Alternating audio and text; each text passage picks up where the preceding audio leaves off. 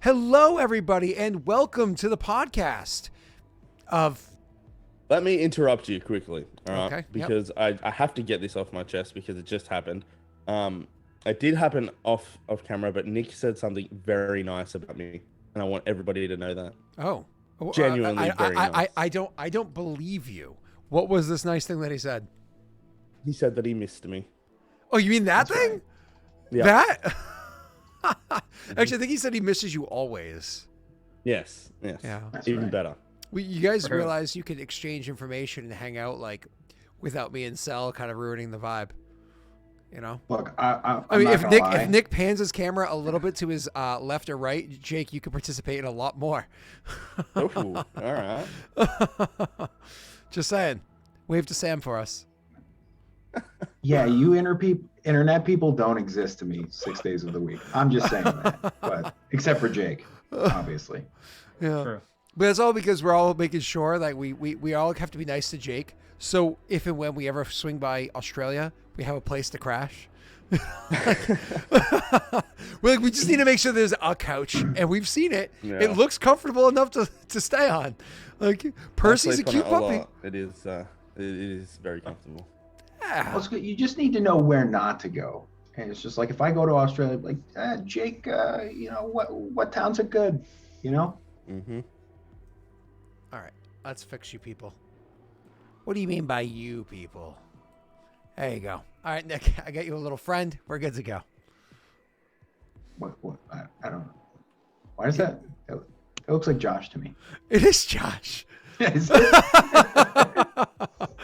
Oh, you've actually hung out with Josh before, haven't you? Yes. Yeah, Halloween. I think I scared him away. Yeah. Oh my God. I totally messaged two others, but I didn't message you as well. So it's a hard maybe for plans, but I'll message you later on too. So absolutely. It's a hard maybe. And most likely everybody will flake and it'll just be me and you because the other two are just losers. So, you know.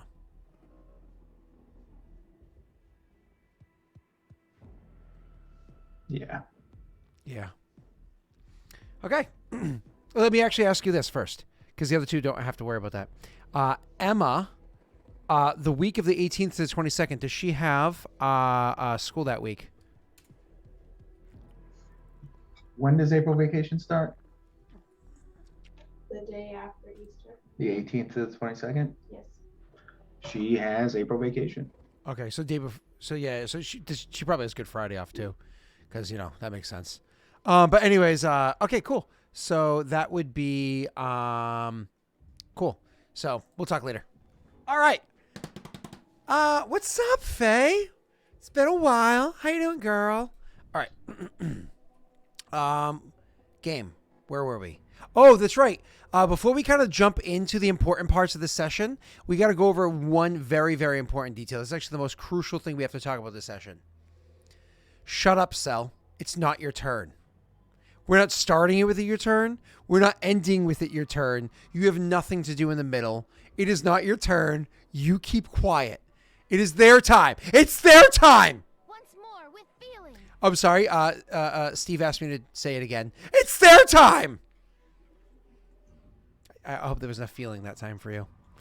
All right. I'll mute him. Well absolutely. I will mute him. I can't turn off his ability to unmute himself because Jake is often muted and he would be stuck that way.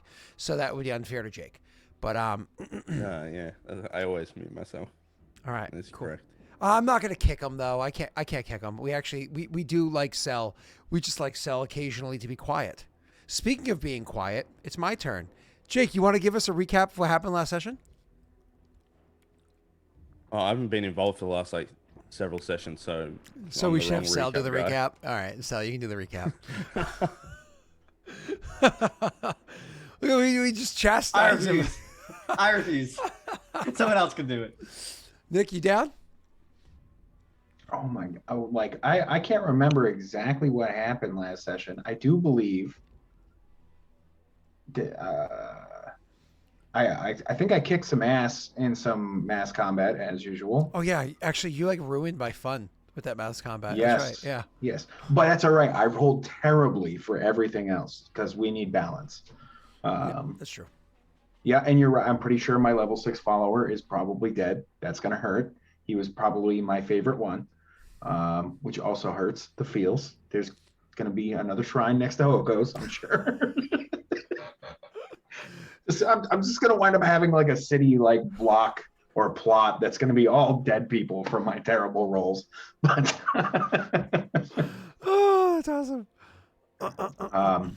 yeah, we fought some Amazonian bear women kind of thing.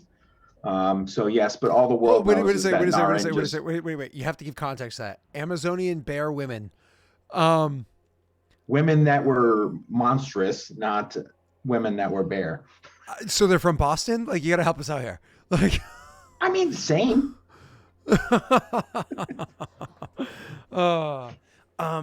they do. Oh, sorry. I have to manually apply. My apologies. Let me get those to you, Xylamos. Yeah. So continue. I'm sorry. So yeah, I mean, as far as evidence suggests, all I did was just raid and kill a bunch of women. But hey, equal rights, equal fights. I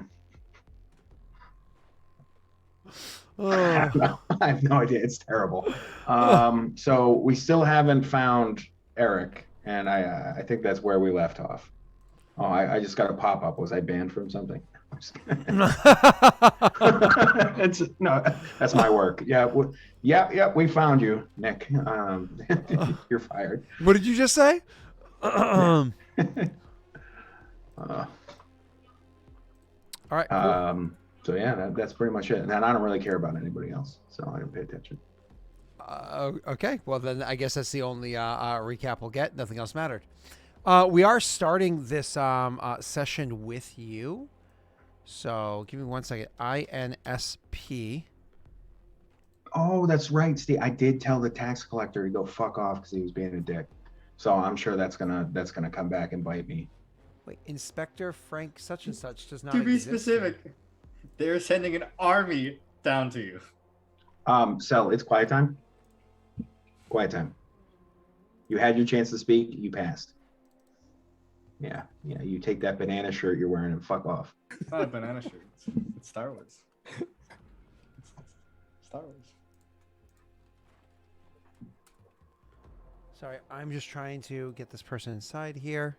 Trying to get inside of Inspector Frank. Inspector Frank, are you still in chat? If you are, just type !daddies. Just to make sure that it went in correctly for you. Just because you had never actually had a single daddy before, so I had to, perfect. Okay, cool. It went in. Yay. All right. All good. All right, so we are good to go. Okay. I think we are all caught up. Nick, thank you for giving us a recap. Well, I did that for them. I appreciate it. I'm sure they did too. Let's kind of jump back into this. Nick, when the last we left off, like you said, you whooped some ass in mass combat, made kind of ruined the fun for me. So I guess thanks. Welcome. Then you came home and you had some kingdom events that you had to take care of. You did horrible on them, as you just stated. But the worst thing you possibly could have done was to speak to a representative of the northern clans like they were less than scum, throw a dead head at them, and then kick them out. So, that went over well. It was like you met your girlfriend's parents for the first time, but showed up like drunk and naked. And they were like, oh, cool.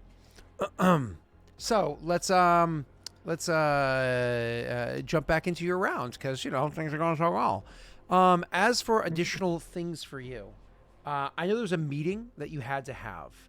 The meeting was with the woman from the Wildfire Tribe that had spoken to beforehand. You remember Galtma? Yes. She was supposed to be coming back to have that conversation about the Kamatori that she wanted to buy from you. She had already been paying you from beforehand, right? But she owed you 4 more about buying Nabu? Correct. Okay. So we will do her, and then I have something else for you as well.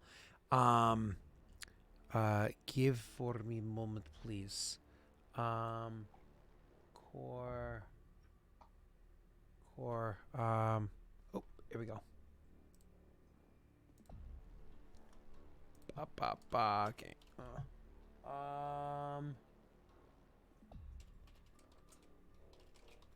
Oh, that is Okay. true. Sal, you were supposed to be here for that conversation. Which one, Gotma? Yeah. Well, chat. I tried.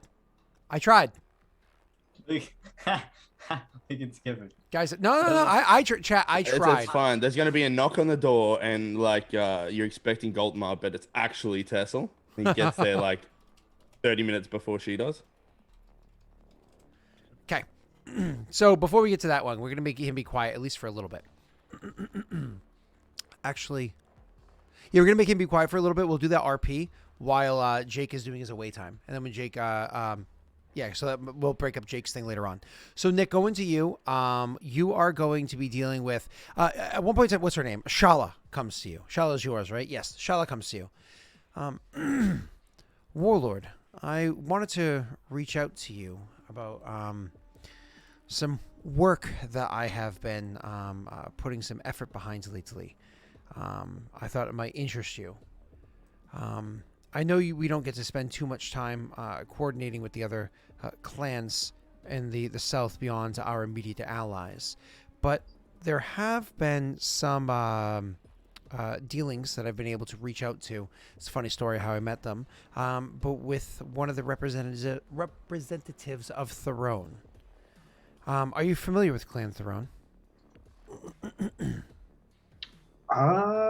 That's a good question. I'm sure passingly, I would say. Well, the spy master over there, Cosvor. Well, let's just say that they are very, very overworked, and they decided instead of completing one of their own tasks on their own, apparently they knew of some of the spies that I had working the region, trying to get familiar with the lands in case it was going to be important later on, and walked up to them and asked them to do a task for him in exchange for, not either imprisoning them, holding them ransom, killing them, so on and so forth. And taking advantage of the situation, they said yes. Apparently they impressed him with the work that they did on his behalf. Asked to meet with me. I spoke with him. Things actually hit off pretty well. We've grown to a degree of, shall we say, mutual friendship with one another. In short, he wants to have a bit of dealings with us in the future. Trading of information between our clan and his, but of course only if it's been sanctioned by our appropriate warlords.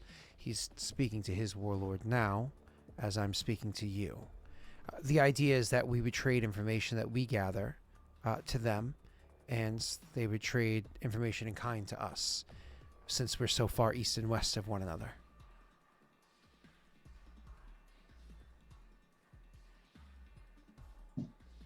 Do we know what kind of information they're particularly looking for?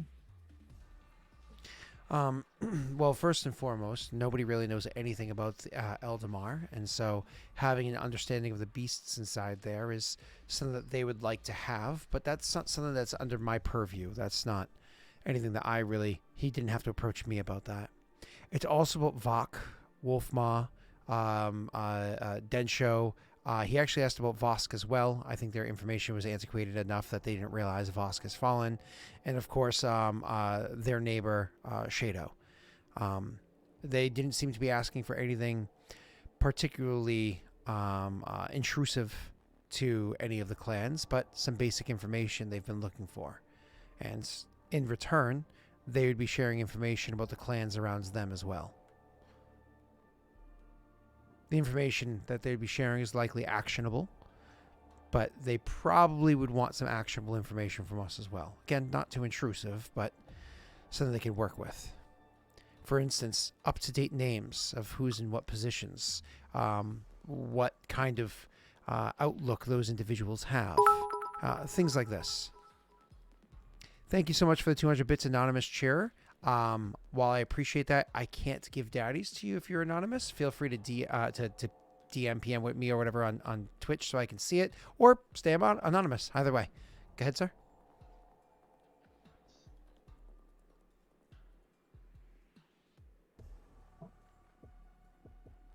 we need to be careful with this. Any information we give them, we need to give our allies as well. She nods and says, on the surface, I agree with what you're saying. We have our tight allies that we need to hold close to us. But at the same time, we also have to keep in mind that Clan Kushibashi needs to have a leg up in all of our endeavors.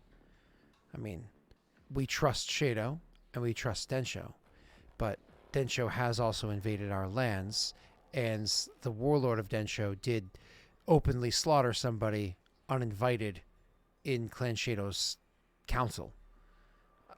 While, again, we agree with much of his decision on that, who's to say that a further step isn't taken in our clan? So the thought process is this. Any information we share with, what the fuck was the name of this clan again? A throne. Like, think Throne. Charlie's throne, yeah. Yeah. We share with Shado and Tessel. Any information they share with us, we keep. But I can't. I understand what you're saying. You're saying that if we're sharing Yes. information with them, she thinks for a moment and says, they already have pretty fair relations with Densho, so I don't think that would be too much of a concern. And if you told Warlord Verix beforehand, he likely wouldn't care. But Tessel, Warlord Tessel, my apologies, he gets a bit strange when it comes to Theron. Agreed. But I think any information we're going to give them is, or I'm willing to give them, about our allied nations our allied clans, is going to be easily obtainable regardless. So we give them nothing of real value, and then we can give our clans and allies, we know the questions that they're asking. So that gives Tessel the ability to give false information if he wants. It's just, I think that's the way we're going to have to go. Thinks for a few moments and says,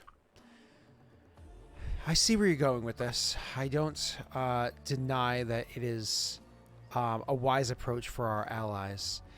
It would very obviously play our hands to yet another clan how tightly knit our three clans are. Is this the projection we want to have in Southern Kajinxi? That we are one? I think that's the way to go.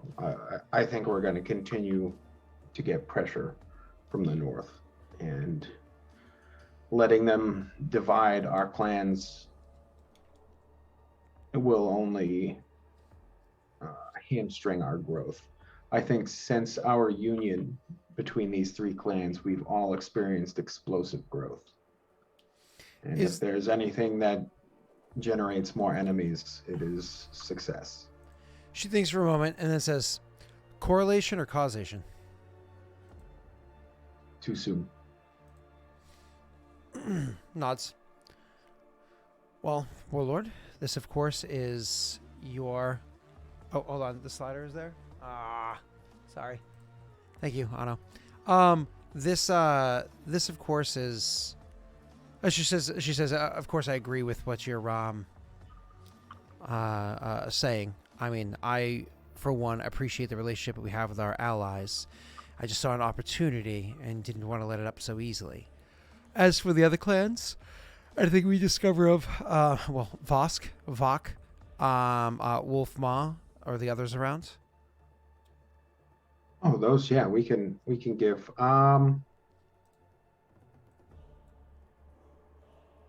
Yes, keep an eye on what they're asking of Vok.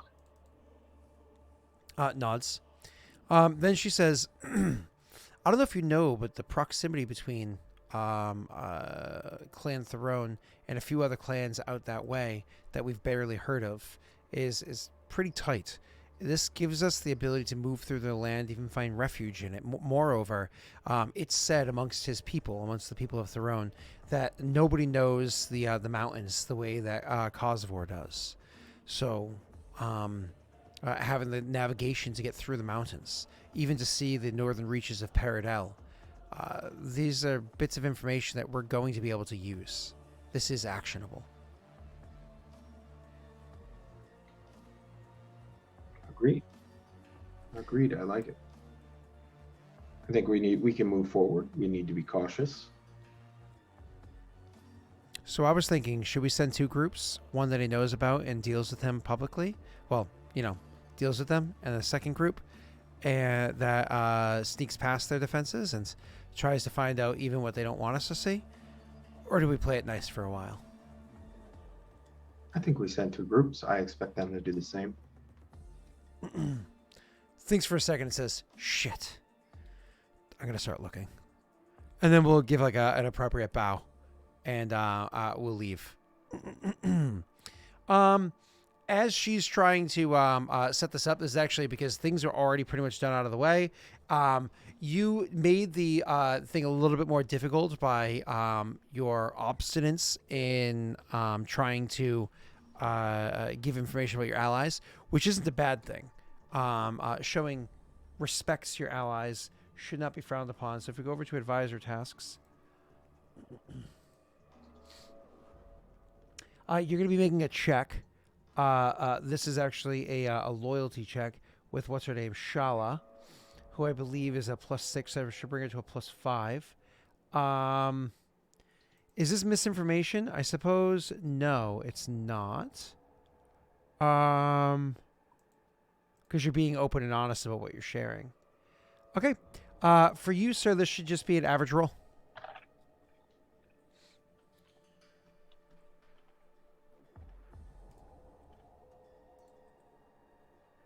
So, next to impossible.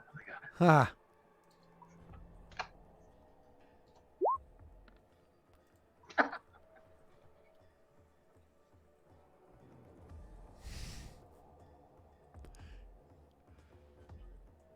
Oh, I did switch What, over. that's 12.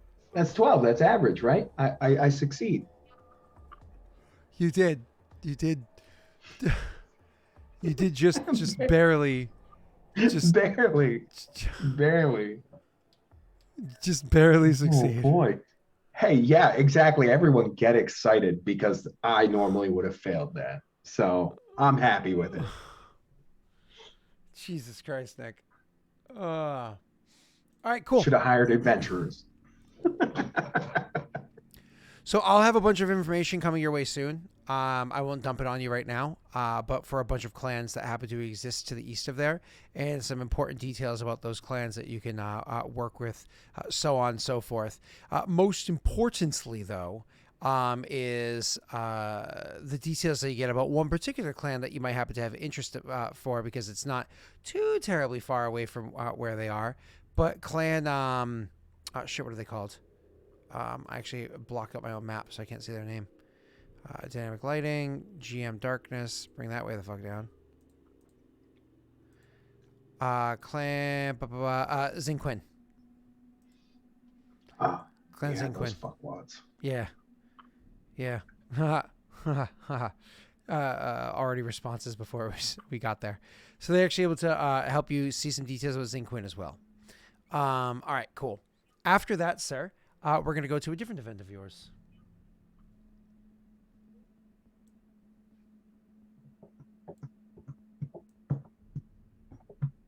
Nope.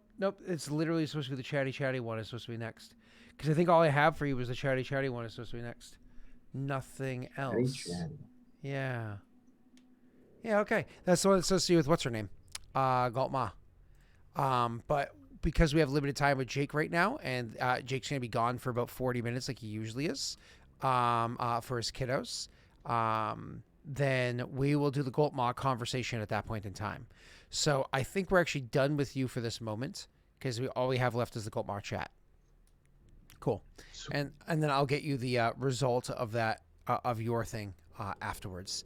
But yours is not going to come in the sake of of numerical changes on your characters, on your kingdom rolls. It's gonna come from lots of information you can act upon. Okay, cool. Let me just send the text real quick. Oh, by the way, there was Brittany sent me a funny meme.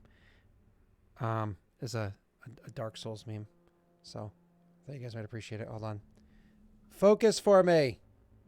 There you go. It says, "Rest here, traveler. You've seen too many Will Smith memes today." So I just thought it was funny because of Rena and Messi are terrible at Dark Souls.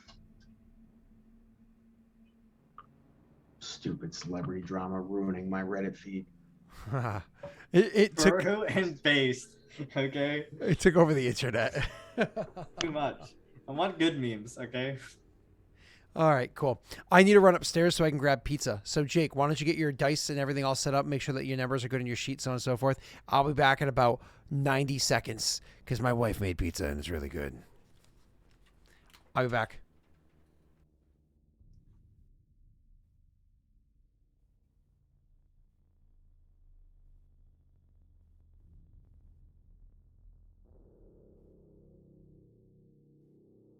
Yeah.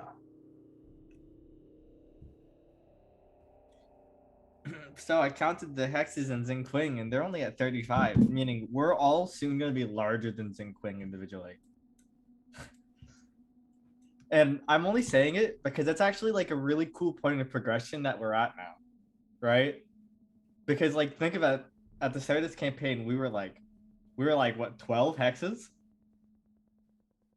Maybe. Started at 8. We were at 8 Yeah. hexes. Yeah, we started at 8. And we got attacked by these guys, and now we're at the point where we're rivaling them in land size, and they probably have better cities than us because they've been longer established. Yeah. But it's still a cool point of progression, I think. Nothing a little bit of frost fungus can't fix. God. Yeah, Did you work Yeah. out how to deal with that stuff? I think Letty talked it I all. was going to take the ash that's blighting Eldamar and dump it in there. That was my plan. That's actually like a good plan though, because it'll probably work. That's right. What happens when you have an oil spill? Just nuke it. True. Problem solved. There's no oil left. All right, you destroyed it on a atom level. All right, not really, but nuclear bombs. Pizza. I was just pointing out, Scott, so you hear it too, that I think it's a cool point of progression that we're at like the same size as Xingqing. What was it? We're at the same size as Xingqing. Oh, you think that matters? No, but I'm saying it's a cool point of progression for the game. All right, Scott? God. This is why I don't tell him cool things, okay? He just doesn't care. See, he thinks size matters. It's not about That's the not what I size of your said. kingdom, it's how you develop it. Scott just ignoring everything I said. Look, you may be equal in size, but there's some really thick stats. Yes, Scott. Boom. All right.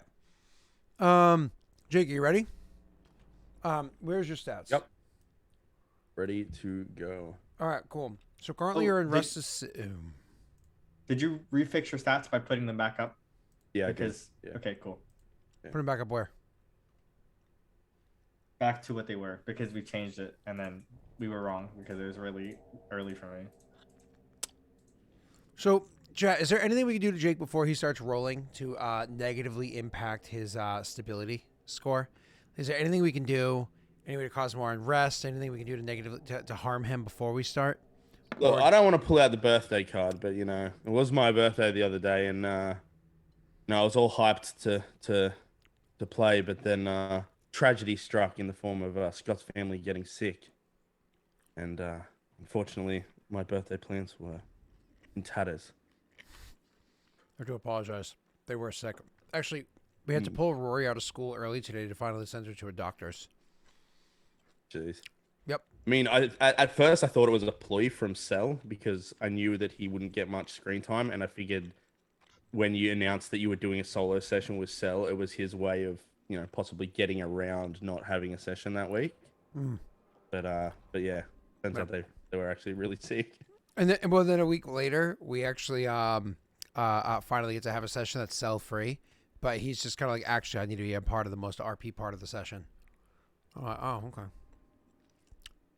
cool. It's not slandered, okay? These are facts.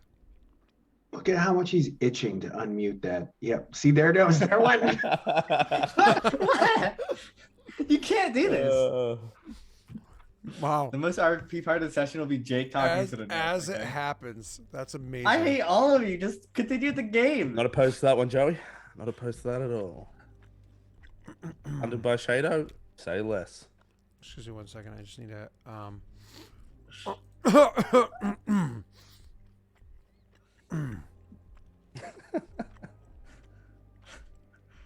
What happened? All right. Nothing. I think we're ready to go. Upkeep, right? Oh no. No. No. No.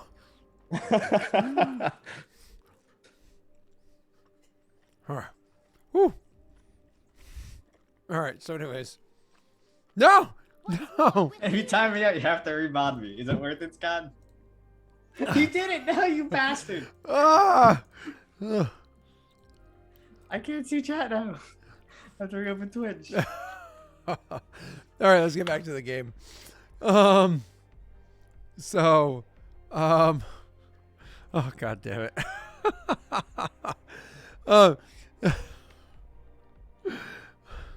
No. I found out that timeouts don't affect people.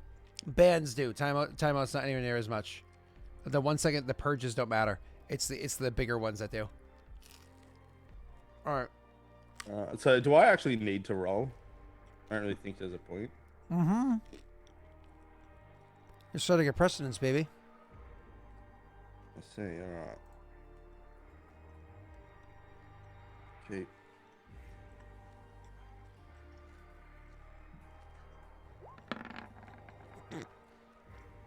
Dude, get the low rolls out. That's what we got to do, right, Nick? Get those low rolls out. They won't keep coming, surely. No. Oh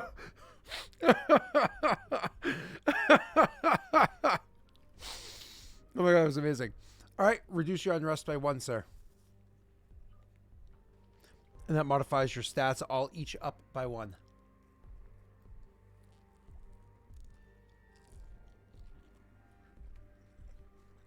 Yes, it does. Is this your first time paying the true consumption? No, I don't have to pay consumption yet because I'm in the north negotiating.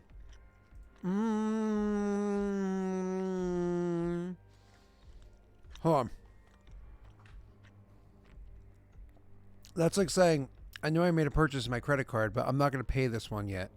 This bill yet. Until I negotiate how my next I mean, bill's we gonna can settle it. We can settle it after the I can pay it still this kingdom roll, but after the thing, right? What do you mean? After the negotiations. You explain that in a slightly different way because I don't understand what you're saying. I'm sorry. We can still pay it this kingdom roll, Mm-hmm. but can we just delay the payment until after the negotiations? So you want a late payment? Oh god. No. I'm not saying like with an additional charge. No, Like that. Yeah. we're not sure. We'll pay it now. You're Okay. good. No. I was just saying. So you want to do it late? You can pay it now. No. Okay. No. So what is it? So you don't want it to affect your roll. I understand. Yeah, I do not want it to affect my roll. That is exactly why I'm not doing it. It's actually your taxation supposed to be what, heavy, right? Heavy. So he put that on your character sheet where there's the tax, and he changes to heavy, which is the standard. So your tax is actually a 7. So your consumption is in total a 3.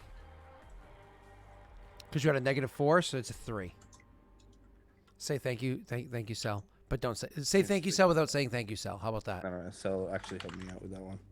Oh, I put in his sheet, so. cool. All right. Next up is Are you gonna do loyalty check? I need to -3 from my treasury. Give me a second.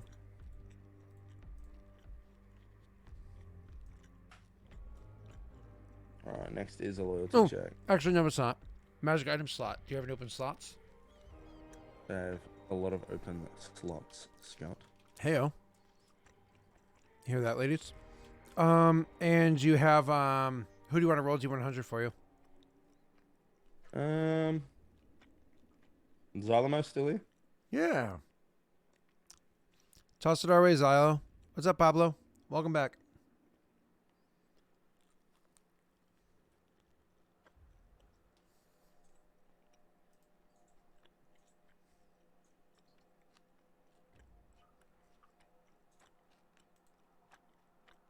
That's a no-go. Let's move on. You're gonna make a loyalty check. Oh man, Yep. please roll a 1. We'll do Please roll a that. natty 1 for me. Give me a natty 1. Really force. I haven't hit that button in a long time.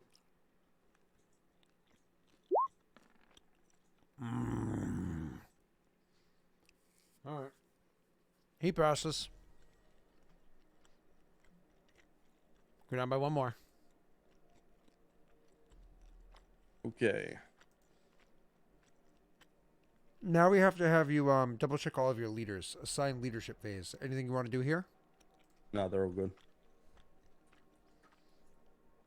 Everyone's fine. No adjustments. Do you have to adjust the numbers for how many months they've been here? Oh yeah, I do have to do that. That's what you should be doing on the assigned leader phase, is adjust the number of months that they've been leaders. All right, continuing on. Okay. Yep. All right, it's going to be claim or abandon hexes. How many hexes you taking this time, boyo? 0. What? 0. Why? Oh, I just don't feel like it this turn. Wait, really? Yeah. I don't have the BP for 1. You just took 3 from me, which I could have used, but yeah. Don't try to throw Shado at me. I'm not selling. I'm throwing Shader. All right. So you're not expanding your kingdom. Okay.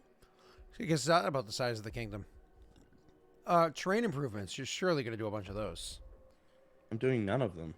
No terrain improvements. No, I was also going to build a farm, but now I don't have the thing for it. Wow. Well, you know. You're not looking at my building projected costs and then the BP that I currently have there, Scott. All right. No terrain improvements. So you're just going to continue having that same consumption. Maybe worse. Why would it be worse there, Scott? What? Moving on. Why would it be worse? Don't worry about it. All right. No terrain improvements. Next up is going to be improvement edicts. So this is going to be buildings.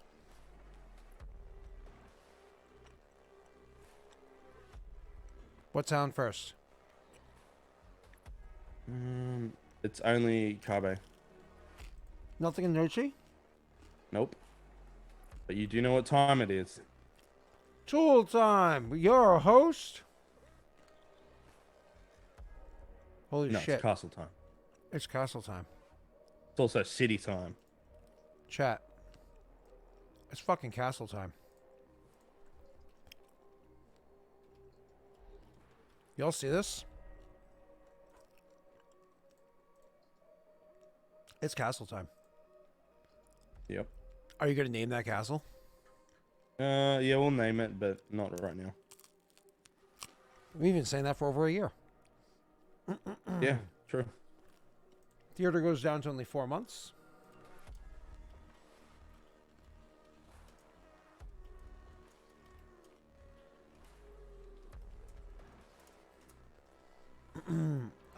Mill goes down to only 1 month.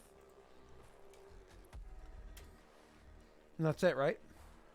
Yep, the military academy is also only 3 BP for the next month because I get 10% off, which is applied at the end. So this is, it says 6 is supposed to be 3. Okay. Yeah.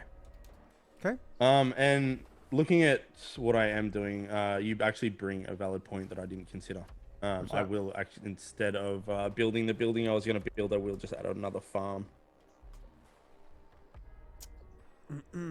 All right, cool. Where's the farm going to go? The farm is gonna go here. Okay. Done and done? Yeah. Let's I'll go back take over that to your two thing. off. Increase that one extra farm. So your farm went up by 1 from a 2 to a 3.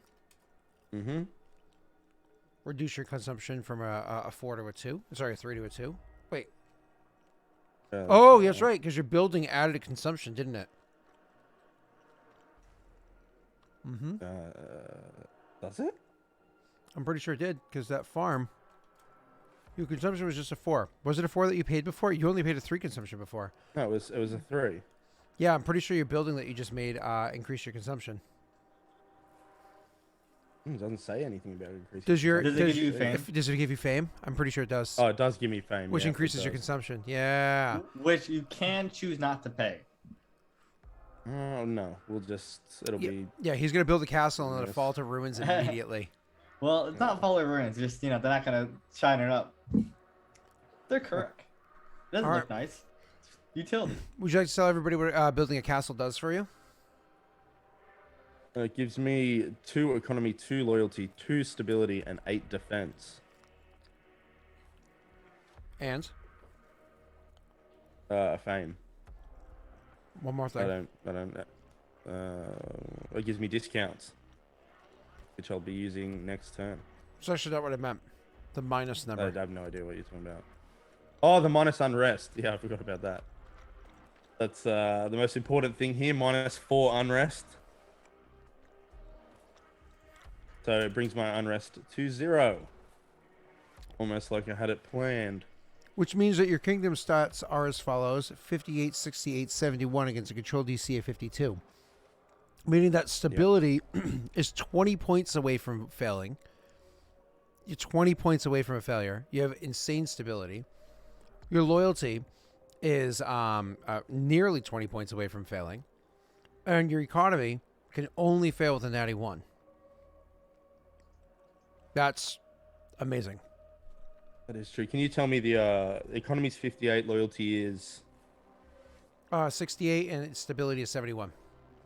Okay, thank you. And what does that bring your BP down to? 1 after all those are configured in there.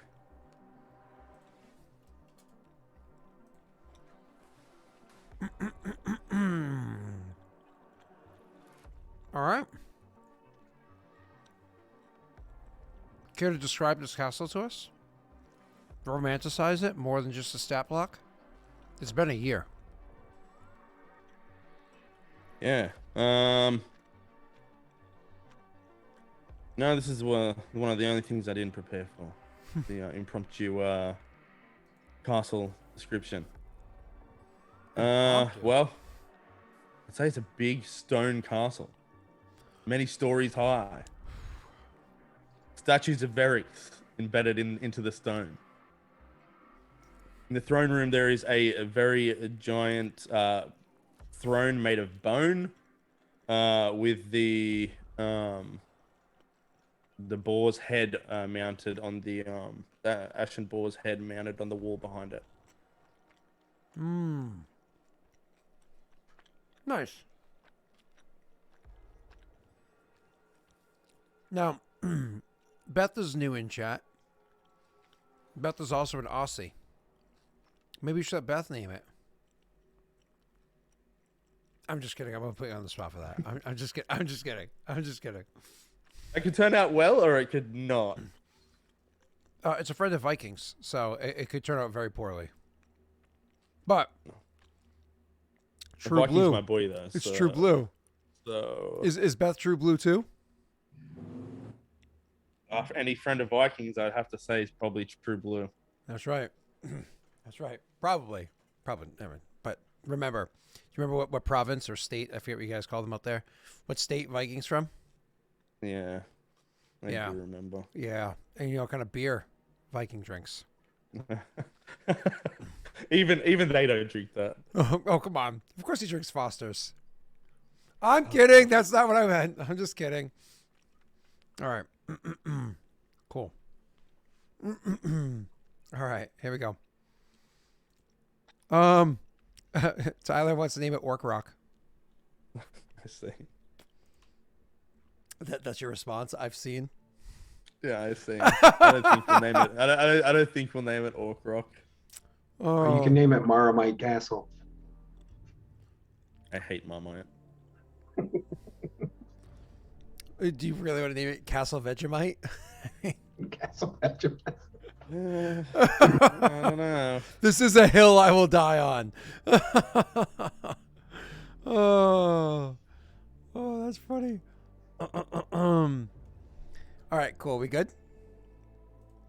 Yeah, we're good. All right. After that is going to be clearly now is when you're going to make armies, because like I'm definitely not going to have a military attacking you situation happening this month. Definitely not. I hope not, because I have no BP to build those. They will be built next Kingdom month. Hopefully, it's not too late because the military academy is finished. That doesn't build them. That just recruits them. Yeah.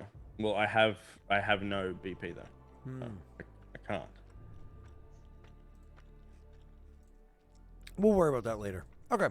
So after Thanks. any edicts you need to issue? Oh, it goes. Did we change the thing to city yet? Oh, I don't know if we did.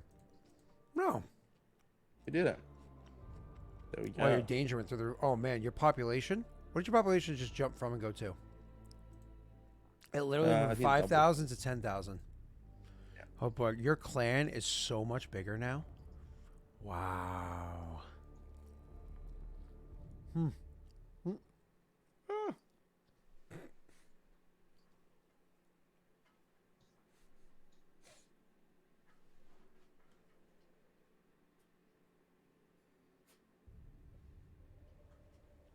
Pizza's giving me a hard time. Sorry about that.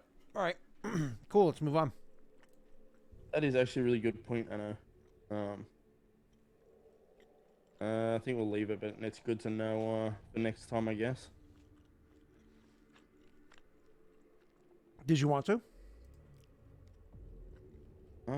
It might be beneficial, to be honest. It was 3 at the time. No, yeah, it was 3 at the time. You would have paid 3. You can take 3 out of there and put Yeah. 3 back into your BP. Yeah, I think I'm gonna do that. All right. Done and done. So since you have 3 more, you have 4 total treasury. Something you want to do with that? Yeah, we're gonna build a what's it called? Noble Villa. Really? How much? How Yeah. long? And where's it going? 4 months, 3 BP, because I have a castle. It is going right here.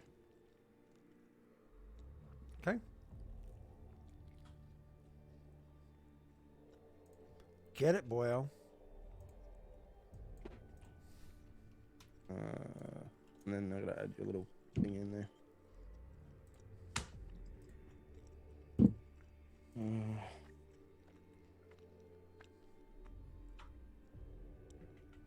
One second, chat.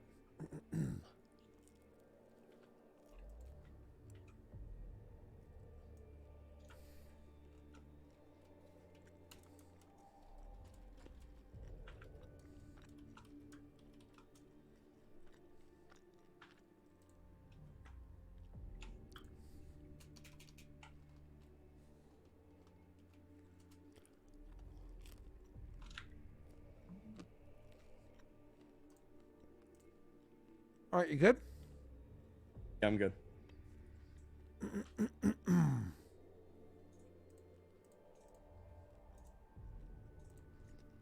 Cool. Let's do this. After that is going to be you spend 3 BP, so it goes towards Noble Villa, and somebody here just do it like this. Merge and boom. Boom. Boom. Okay. Cool. It's like this garrison over here. Same idea. Merge. And boom. Cool. That's good enough for now. Oh, Stockyard's the last one.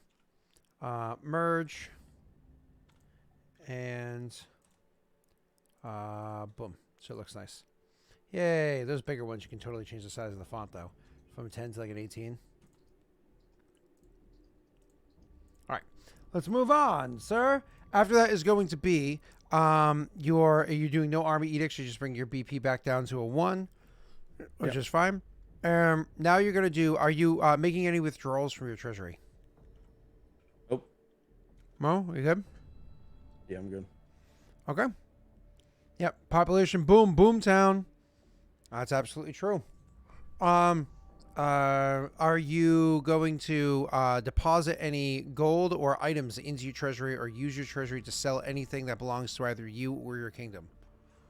No. Okay. Are you just going to collect taxes? Yes. Okay. You collect taxes. I get events for you. There's so many events for you. And why do I have so many events? One of them is RP. One of them is deal making with the North. I'll tell you that. I already knew that one was there. Yeah. There's also a random I one. don't remember Cell getting heaps of events this kingdom. Do me a kingdom favor. turn. Look at Cell. Look at Cell in the eyes. Okay. Cell's cuter. Look at that nubile little boy. Nice. You know what I'm saying? You'll know you like nubile boys. I mean, honestly, Neil. Yeah, just Neil. weird take. Yeah, just Neil. Yeah. All right. So taxes, right? Texas, indeed. Right. On.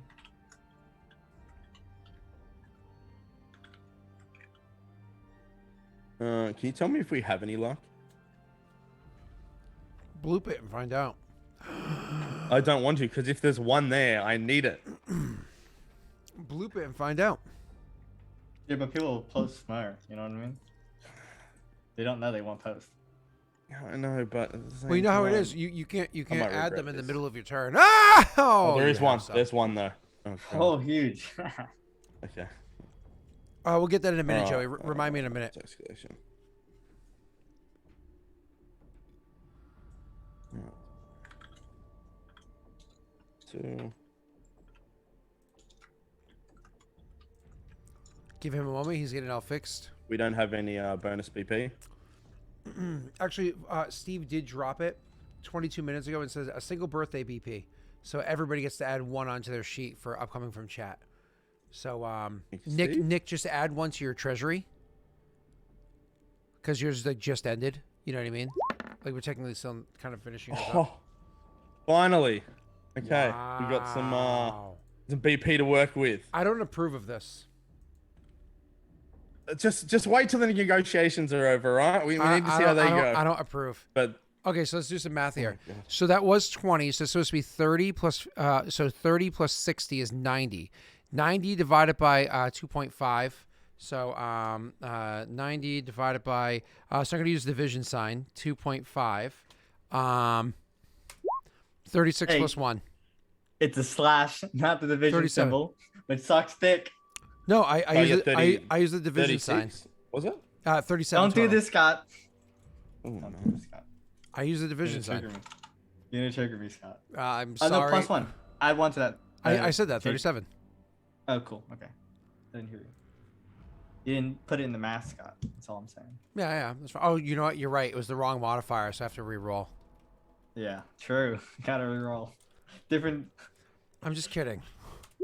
Yeah, I mean, of course, it's the same. Oh, look at if I use 90 divided by 2.5 plus 1, it actually It equals doesn't 90. work. It equals 90. See? Look at that. It equals 90. That's better. Jake, would you tell me what's better? Slash, where That you get symbol 30. doesn't Hold on. work. Slash, listen, you get I've seen 36. this conversation. I am not involved. in Jake, this. I just need to ask you a simple question. Yep. A, which equals slash, which equals 36 BP, or B, which equals division sign, which equals 90 BP. A or I B? think I'd rather 90 BP. I'm going to go with 90 BP. So you're saying is division sign is greater in this scenario? It's the Yeah. it's the right choice. Yeah. Cool. Just want to let you know you're only getting the 36 plus 1 7. So Oh. 37. Yeah. So But I already added the 90. cool. Awesome. If we can clip that and send it to Sinatra Girl so she knows where Jake stands on the matter. All right. So it's almost like you're saying I'm the common denominator. I don't accept that premise. All right. So because that's math. All right, Jake, are you good? Yeah, I'm good. That gave you the grand total of what, 38 BP in the bank? Yeah. What are you gonna do with all that next turn? Recruit. Yeah, like a ton. Yep. Beautiful. Yep.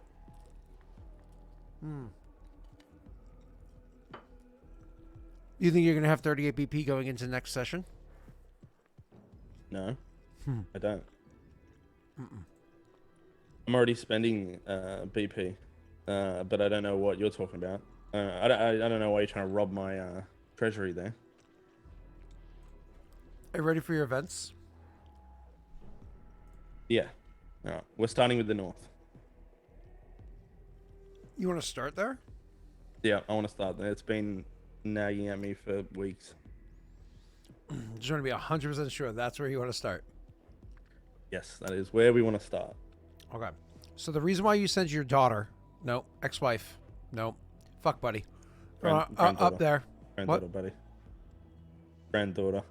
No, Masumi. Yeah, granddaughter. I don't know why you keep know. confusing this. Because your family tree is a circle, so it's just hard to. You're a full blown bogan. You know what I mean? Which, hey, that's cool. You do you. We don't question the outback, but I'm just saying that. Moving on. Let's get to your actual roles. So the reason why you set Masumi up there to speak to them is because she's trying to make things easier for what's her name that went up there for Dingo stole my baby.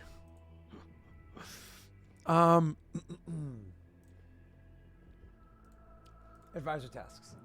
So you set Masumi up there who has a +8 modifier, but this is going to be a very difficult role for her. First of all, it's economy. Why is this going to be a difficult role? Because I can understand the Sarash, right? I understand Sarash as being a very difficult role, but this one, all right, I don't know. I don't know that it's going to be very difficult. Like, as difficult as you're saying. This is getting her the details, Thrush, the details she needs to do her meeting a little bit easier. That's what she's trying to do. Luckily, Thrush walks in with a 10 and has a +2 to negotiation, which is nice. That's good. She's going to need it and a lot more. All right. So first for Masumi to get the right people into the right places so Sarush can have like pre-meeting, like, oh, I just accidentally bumped into you in this strip club. Let me buy you a dance. Like one of those fun scenarios. Masumi is going to have to be, again, this is all economy. So Masumi has to be an economy role. Hers is going to be formidable. Is that a 23? Yeah, that's the easy one. That's the easy one. Oh god. Yeah. I don't think I'm getting this. So she has a +9, right? Because of the loyalty. Yeah. Did you have a Winnie's for this or no? I don't think so. I'm gonna open my sheet and check though. I have one. I have 0. No, I don't. Might want to save that last luck though.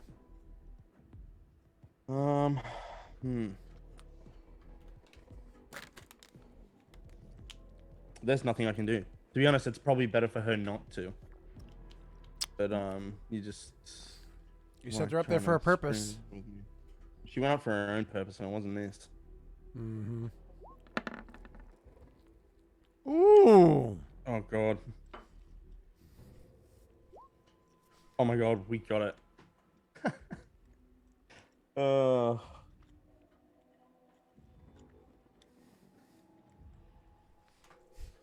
One down. Okay. Jake, kudos, sir. You did very well. What she was able to do was to get what's her name? Sarush to meet with some of the best people. Sarush's intent here is to try to reduce the taxes. This is a nigh impossible task to complete. Mm-hmm. But Masumi just transitioned it from nigh impossible to staggering.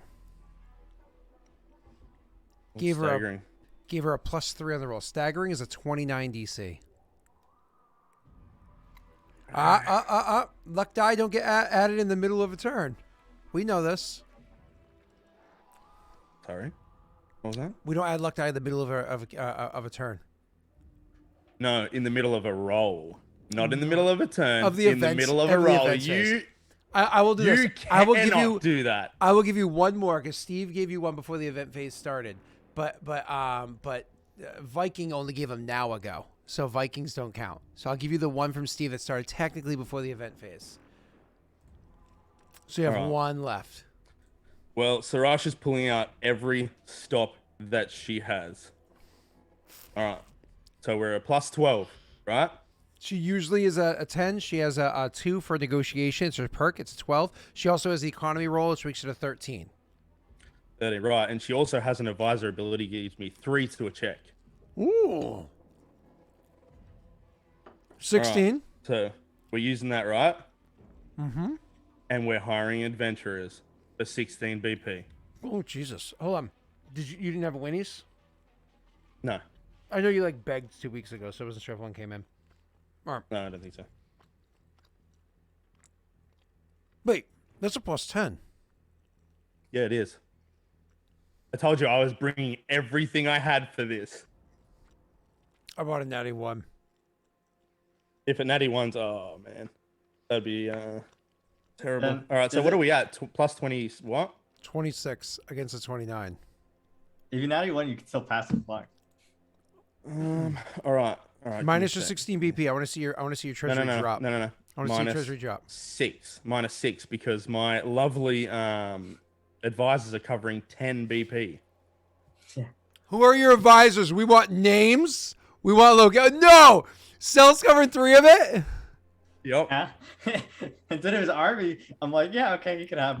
Because I was like been waiting for the Who else? Army. Who else put in Alright, on this? I Cell need covered to roll 6. this without No, getting hold a natty on. one. Hold Just on. give me a Hold second. on. Roll, No, roll. because we can't see it yet. We can't see the roll yet. So hold up. okay. Hold up. Because we want to be able to watch it roll. So don't press enter yet. Who else did it? Who else put in towards Ashen us? gave me 2. Xylamos gave me 2, and Viking gave me the other 3. Ashen, Xylamos, Viking, and Yep. Sal. And so. You actually have the best patrons. Yeah, you do have actually the most like All right. the most We like ready to go? no, not the best agents. You have the kindest patrons. You know what I mean? Like the other ones are like Sure. Joey's like I can see him that one. That'd be fun. All right. Everyone else is rooting for you. All right. So you have a plus we ready? 26. Oh, I see your BP drop first. Hold on. Let's drop that Oh, 36 okay. down to a Yeah. down to a 22. That makes me happy. Okay. No. You that doesn't do that. 38 goes to from a- 22. 38, and it's minus 6. Oh shit! Remember? You just said that. I'm so sorry. That was genuinely on me. I still hate you. Minus 6. I still did the math wrong. There we go. There we All go. right. No, come on. 1 1 1 1 1 1 1 1 1 1 1 1 1 1 1 Alrighty. 1 1 1 1 1 1 1 Please, please, no Give one, me one. please. Give me one. Oh God! He blew it out That of is the a water. crit success. Crit success. No. No. You did it. Ugh. WWW. I'd like to apologize to the people at the academy. No. For what to do. All right. So listen, Jake. Oh god. Don't forget what I told you last week or 2 weeks ago when we played. It also I remember. requires your okay. But the good part is you are like going into this last part very, very well. Like I'm supposed to impose on you penalties, but because of your critical success, you didn't reduce penalties. You're going in with 0 penalties whatsoever for this last thing, which means it is nigh impossible for you to fail. So you need to give me an economy roll. Make sure your stats are correct. 58, 68, 71. You give me an economy roll, a loyalty roll, and a stability roll. You can do those clicking the various like triggers on the what are they called?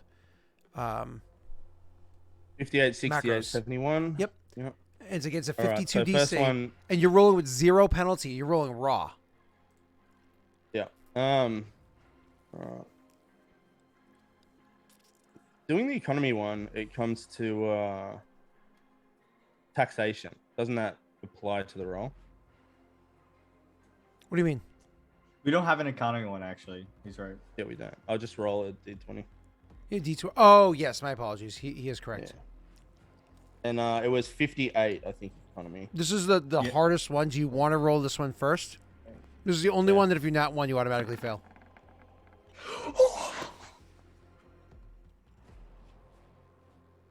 And he succeeds the other ones by default. Roll the other two.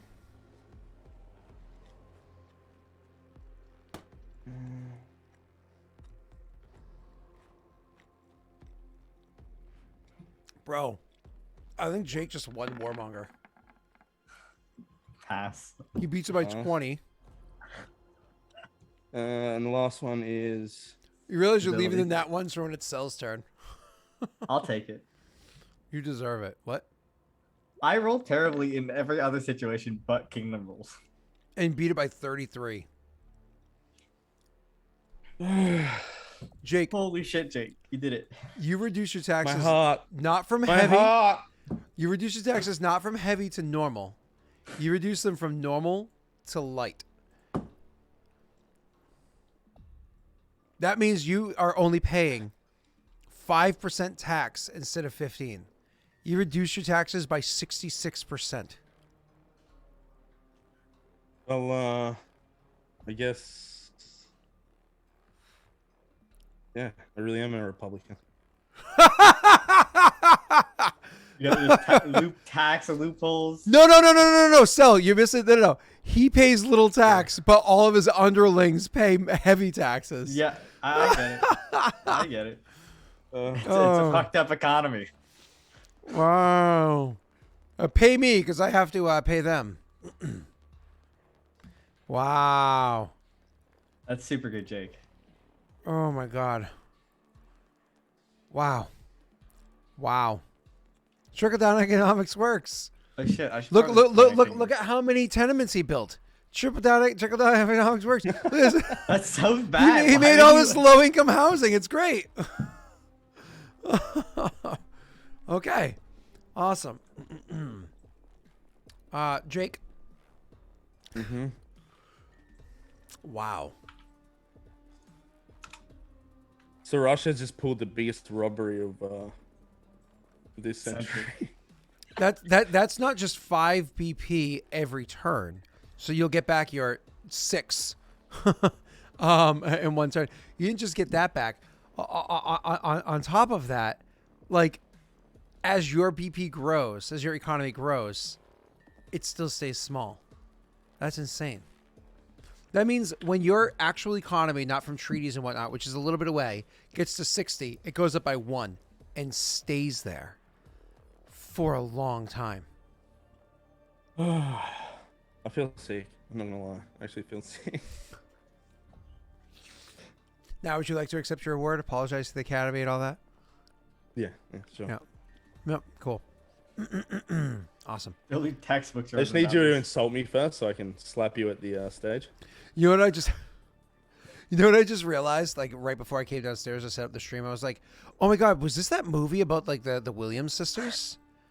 Like this was done as a stain on a movie for like 2 of the most iconic female athletes that the United States has to offer. Like, wow! I realized that literally right before I came down. So, but anyways, moving on. Let's continue. Oh, nice. And a Adds up. Malta. Nice. Yeah. All right, cool. So, Varix, you ready for your next roll? Yep. We do random last as always. Do you want to do a roll pertaining to the interior or a roll pertaining to the exterior? Or do you want to hear news from the east? Let's go with hearing some news. Want to hear news from the east? Is that better? I don't know. Is it better or is it worse? I'm not going to answer that question. You have to decide whether or not you want to hear it. Oh, I'm going to hear it anyway, so yeah. All right, cool. We'll go with that one first then. When she returns, because what's her name? You sent Vienna over to deal with Theron. Do you remember what you had sent her over to talk to Theron about? I didn't send Vienna to deal with Theron. Vienna went to deal with Oh, the my- Triaxians. That's right. My apologies. Vienna went to Yeah. deal with the Triaxians, but she also has been doing a little bit of exploring on her own. Did we already roll for the Triaxians? I feel like we did, and she rolled very, very well. Yeah, I crit successed it. Yeah, and her way of handling them was to deal with it diplomatically, right? Resettling them. you Yeah. know? That's what I thought. Okay, cool. So that being said, here we go.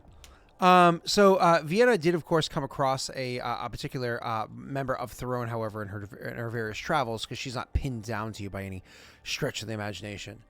She actually, you do hear news that apparently Vienna has fostered a very positive and close relationship with Mazzara from Clan Throne. Mazzara is, of course, the Grand Diplomat of Throne. You already know this because she's actually reached out to you many times beforehand.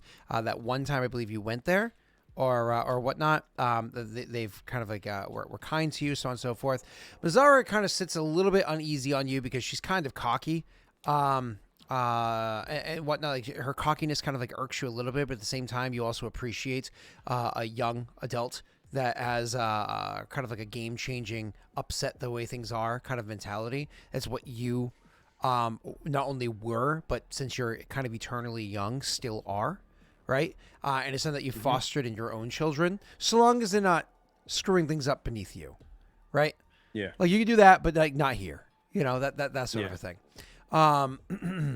So either way, you find out that Vienna is apparently making a pretty close relationship with Mazzara out there. As a matter of fact, this has led to the two of them spending significantly more time together, including Clan Throne asking if they can have the Grand Diplomat spend time in your nation.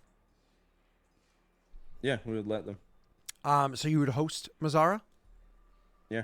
Is this something that you would do just like, yeah, they're welcome here. Of course, you're welcome to. Or is this something that you would want to give a bit of an honorific to, like spend 1 or 2 BP to provide like, again, more 2 BP is honestly kind of a bit much, but like a BP is just about 4,000 gold or 2,000 gold, sorry, in like providing luxurious comforts and so on and so forth. Yeah, definitely, because I plan on establishing an embassy with them and stuff soon. So, yeah. We will be fostering good relationships. Perfect. That 1 BP, that small token of goodwill, is all you needed to do for them to actually come to you and pay the cost for a diplomatic edict with you to establish an embassy.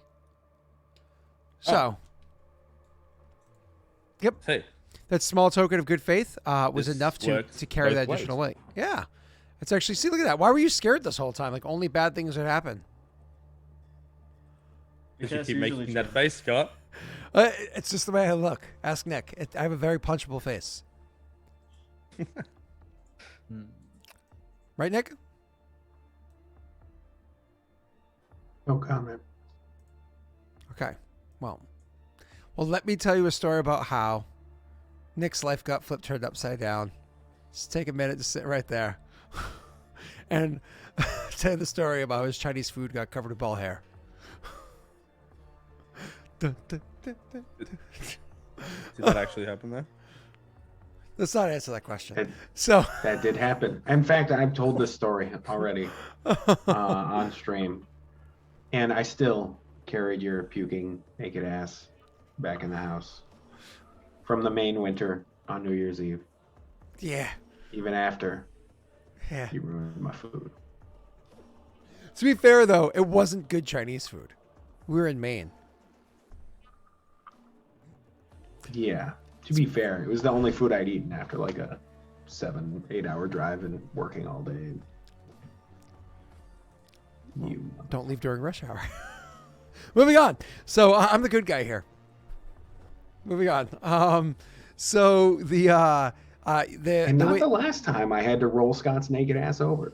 So- no, but I think it was the first time. Maybe. I think it was only twice ever. Yeah. So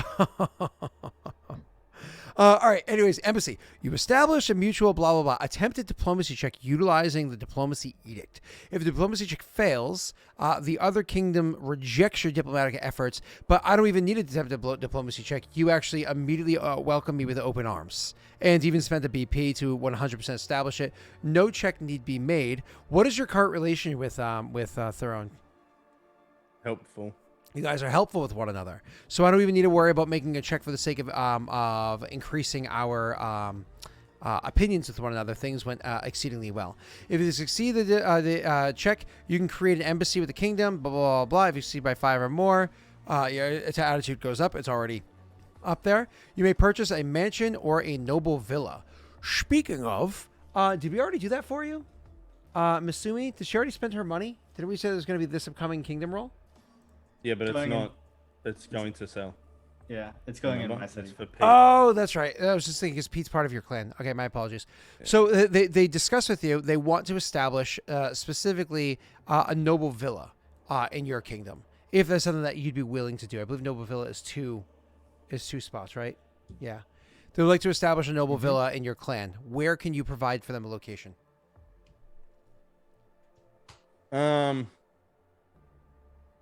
I mean, the only district I don't have open is supposed to be my diplomatic district. So if they want to wait till next month, I can do it there. Otherwise, if they're like there and now, I can put it in the third district where I don't have much going on.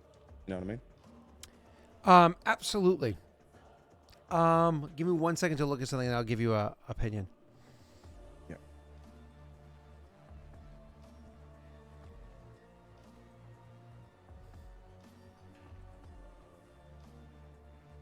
Okay. Yep. I'm not going to argue with that at all. That's perfectly fine. I just needed to see the area. Cool. So they would want to the district establish it. there with the tenements in is going to be like the economic part, whereas the one that I haven't got is for the diplomatic side of things. Yep, completely understand. So they're willing to wait till next month. It's like that gives us an opportunity to gather the supplies that we need to, and we'll begin construction next month. We see obviously you're in the middle of clearing the area and whatnot, and so of course they're willing to wait and everything for it. And this allows for a stronger relationship between you and them. That also does mean you get to choose a location inside of their kingdom where you get to build one as well. Are you going to try to construct that immediately next turn? Yep. Do you want to do a mansion? I think so. Okay. When you go to do How a do mansion, discounts go, by the way? only inside of your own kingdom. Okay. Only inside of the actual. I believe it has to be the same settlements, not the same district as where it is. Yeah. So, anyways, what was I going to say? She, when you kind of like discuss the details and say where it is that you want to build it and so on and so forth, and she says, discussing plans. During the time that she spends there, while you're discussing plans, you send your son to speak to her, and you actually will have. The same day that she's supposed to be speaking with your son, she'll request a meeting with you when you invite her in. She'll come in with a bow and say, Warlord Varix, I have to say that Clan Theron is a little bit disappointed. Do tell why. With all due respect, your architect is inadequate for constructing something like this for you.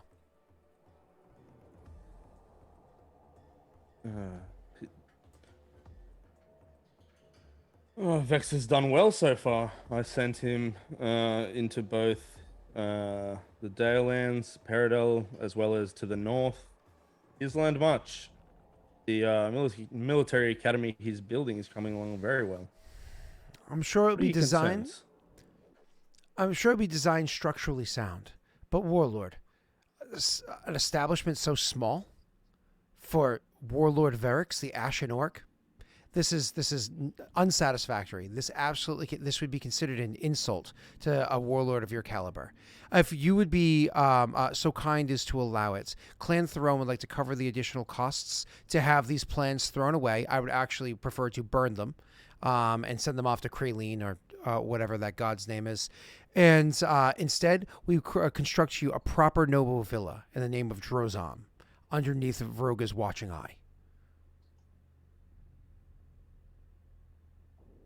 Very well. It is within Throne lands, and I will follow your lead here. Thank you for giving Theron the opportunity to provide an honor for Clan Densho and Warlord Varix. She bows deeply once again, and then she'll turn and walk out. You're going to pay the cost of a mansion. You're going to receive a noble villa. Nice. Okay. Cool. All right. Now let's click back to the other shit that we're doing.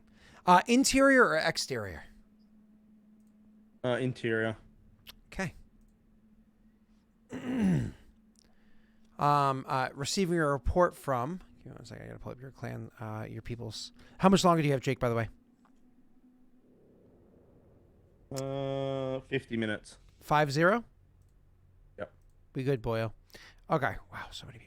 All right. So receiving word from Egrid. Just confirming that.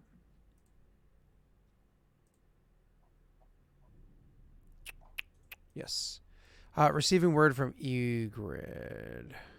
This is going to be Ashenork, if I may. Your city prospers. New buildings dot our landscape, and many new souls join our clan.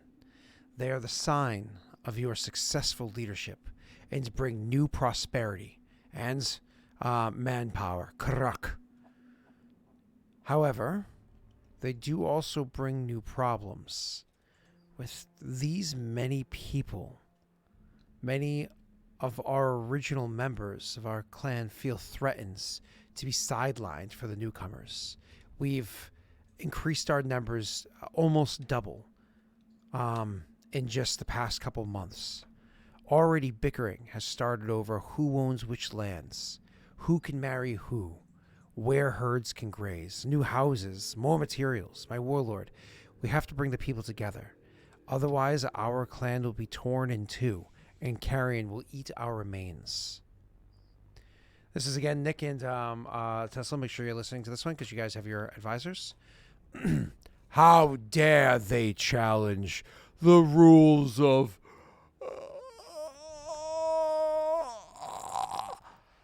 Mortifer and the warlord.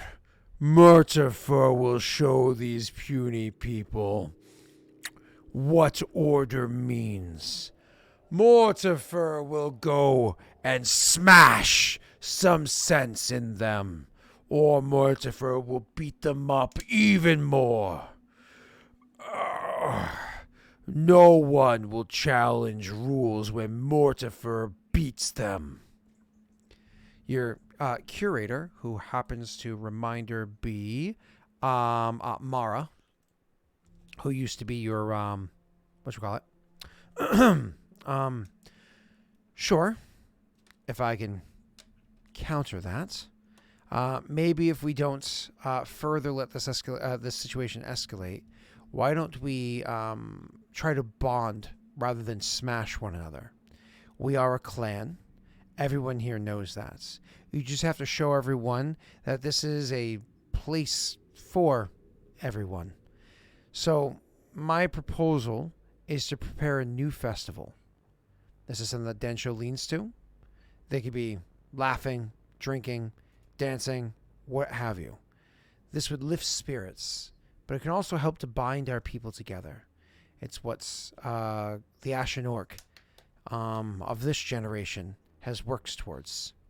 If it's worked so far, continue to make it work. Your priest, who happens to be what's his fuck?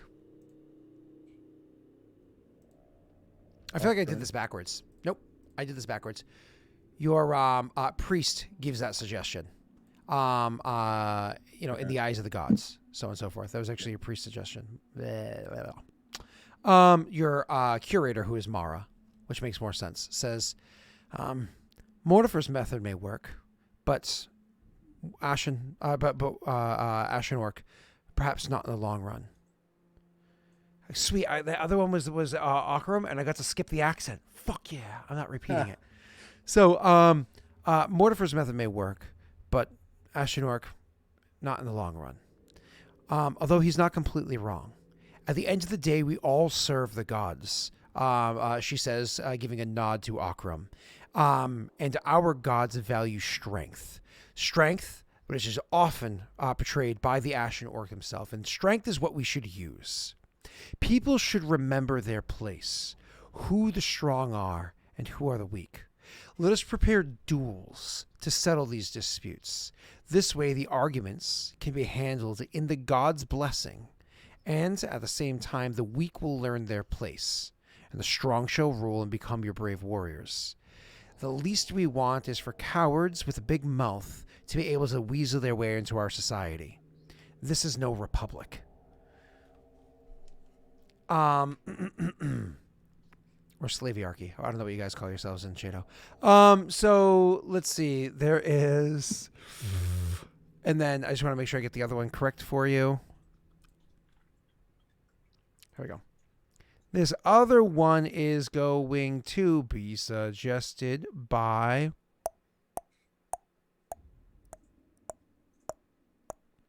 I actually think it's going to be suggested by Irithel.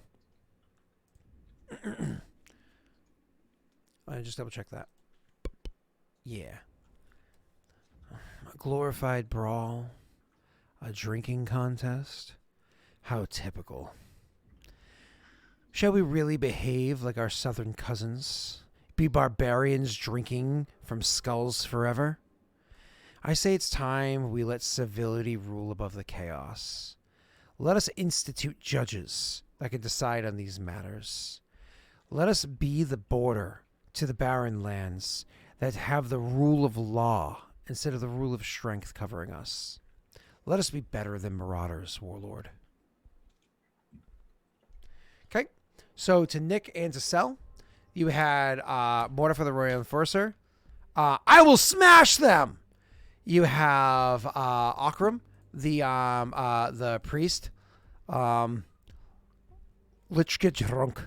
You have Mara, the curator, who more or less just says, let's arrange specific competition of strength. We can beat the shit out of each other or kill each other to find out who the strong are and put the weak in their place. And then you have Irithel, the spy master, who's from the north, actually, who says it's time we start instituting like law and order through churches and the like. Okay. Who wants to speak first, Nick or Sel? I can go. Okay. I think this is Ina here. Ina will probably go. I think the best approach, I have to say, surprisingly, would be. I kind of say the priest is right. Nothing brings people together like drinking and cajoling and the Dencho dance. It's a good time. They all come together, and hey, if they drink too much and it doesn't work, maybe they will wind up dueling anyway.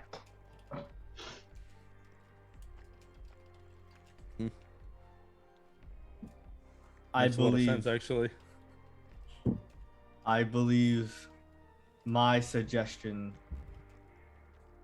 is obvious. Shado was built by uniting Slavery. clans around. You should pick a path to unite your people together.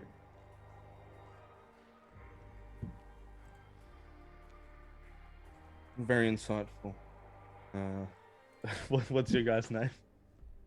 Cthulhu. Very insightful there, Cthulhu. The thing is, I agree with 3 of the options. Whilst Mortifer could definitely handle the situation, I'm sure he has more important things to be doing.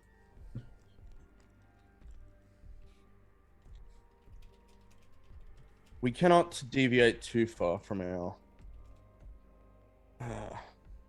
family in the south. However, this is not the Barren Lands, and we are attempting to unite the peoples. Therefore, Auroram's idea makes the most sense. However, I am planning on instituting people to solve disputes in the future. we will be building a what's it called, Irithel quartz system He nods. in the future. One that takes the minor disputes away from myself. So I will be building we will be constructing something to that effect. I think we'll go with Aurorum here. I think for the moment, this is the choice. Aukrum's idea was, let's throw a fucking party, get everybody drunk, and hope that they work it out that way. Yeah. Roll me a sense motive. If your NPCs have them nicking Tesla, you guys can roll it as well.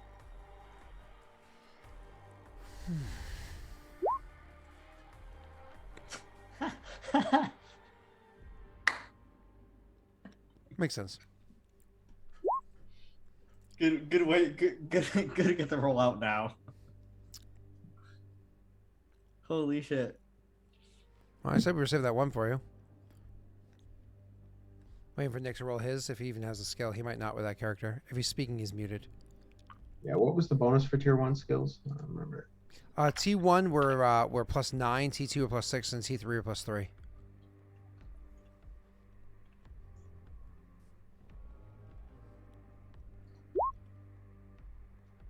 Par for the course. Okay. That's it. We'll just end that there, and I will deal. I'll deal with how that played out later on. All right. Let's actually make him make the roll. This is a loyalty check, sir. Give me 1 second to get the difficulty for you. So it's Aurorum. He has a 10. Divine archaeology is his thing. Interesting. Special trait: good judge of character. Interesting. Flaw: fire and brimstone. I don't know if fire and brimstone applies here, does it? It shouldn't. Yeah, it doesn't feel fire and brimstone. It definitely doesn't feel divine archaeology. So, yeah. So he rolls a flat plus 10. As I said beforehand, it is a loyalty check, which you actually have a really good loyalty. So you have a plus 3 to that check, which is absolutely wonderful. So you're rolling with a plus 13. But this was not meant to be an easy check. This was meant to be formidable. However, the person that wrote this for you, because I will say this one didn't come from me. This one didn't come from me. They actually specifically had the difficulty set by unrest. So unrest had a doubling effect. If you had a certain amount of unrest, it would actually make it more difficult because your people are already upset. Yeah. And then unrest already gives you a penalty, which is bad. I mean, not necessarily directly modifying, but otherwise. So this is going to be a formidable check for you. Otherwise, it could have been. This was supposed to be a hard check for you. Otherwise, it was formidable or imposing. But because you brought your unrest to 0, you are good. You've succeeded everything so far, so nothing hurt your unrest. I'm kind of hoping you fail.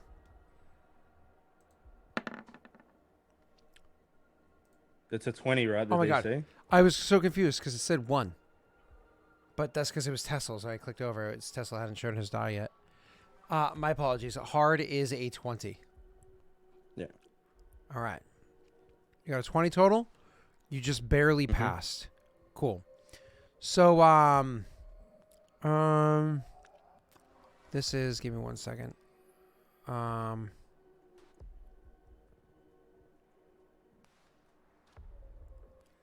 just don't remember if this is an event. Yeah, this is an event, not an opportunity. Okay, cool. So you were able to succeed in this one. And in short, what happens for this one for your success is there was going to be a pretty decent amount of unrest that popped up. You were able to stave that. I did want to look up one other thing for you real quick before I continue my explanation. Almost there. Down here. And then it is...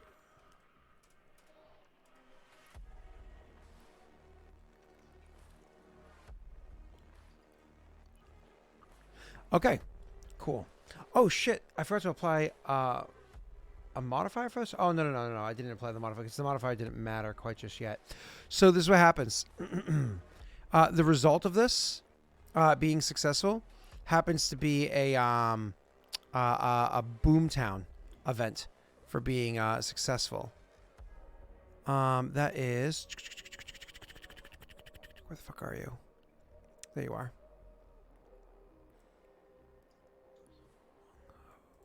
Until the next event phase, your economy increases by the number of buildings in that settlement that grant economy bonuses, but your corruption also increases. So, which town it is that builds up, it's supposed to be randomly selected, but I mean, there's only one place where you really built a whole bunch of tenement housing and whatnot and really accept a bunch of people and jump to being a city. So, I just, to me, it doesn't make logical sense that it would be Nochi. It would have to be Kabe, because it's just only that group doubled, went from 5,000 to 10,000, right? So that being said, why don't we have your how many buildings here actually provide economy?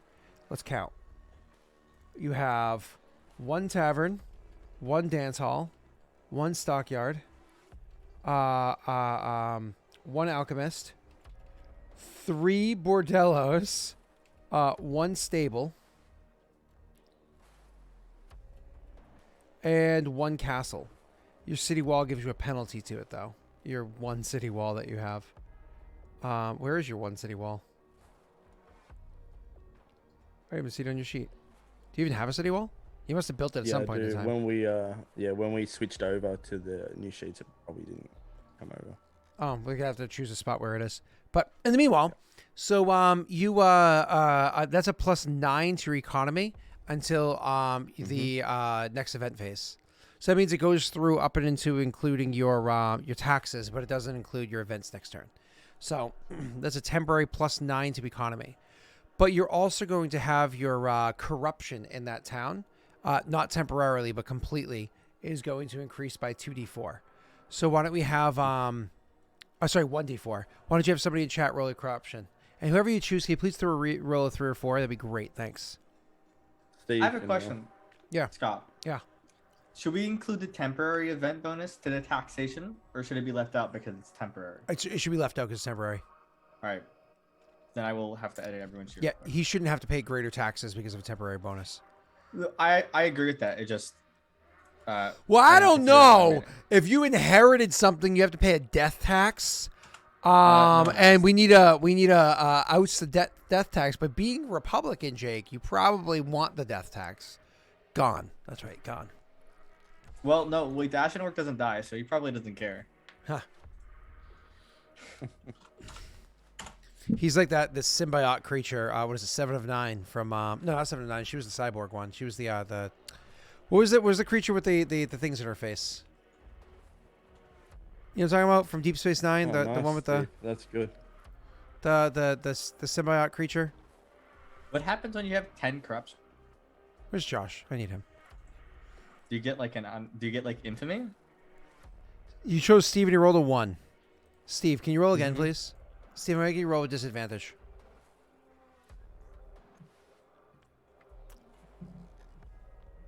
We're gonna take the 1. I did say disadvantage because I was trying to be funny. So I just heard roll again. I was like, excuse me. It was lame, Steve. By the way, I just So every 10 does every 10 production and law give you 1 fame? Let's check. So his infamy is currently a 3. Let's go over to Kabe. Let's say increase this by, I don't know, 4. So it's an 11. It's still 3 infamy. No, it goes up by 1 because of corruption. No, it was still 3. Because you know why? Oh, because the other Nochi. cities have corruption. Yeah, because Nochi. Oh, it's Whatever. lore and society. What does production do then? Actual question. Chat, we need to start attacking their crime and corruption. All right. Except there's not a lot in data for that. All right, cool. Let's keep going. Production affects other types of events. You ready for your exterior one, Jake? Yep. Cool. It's how much time do you have left? 30 minutes. Cool.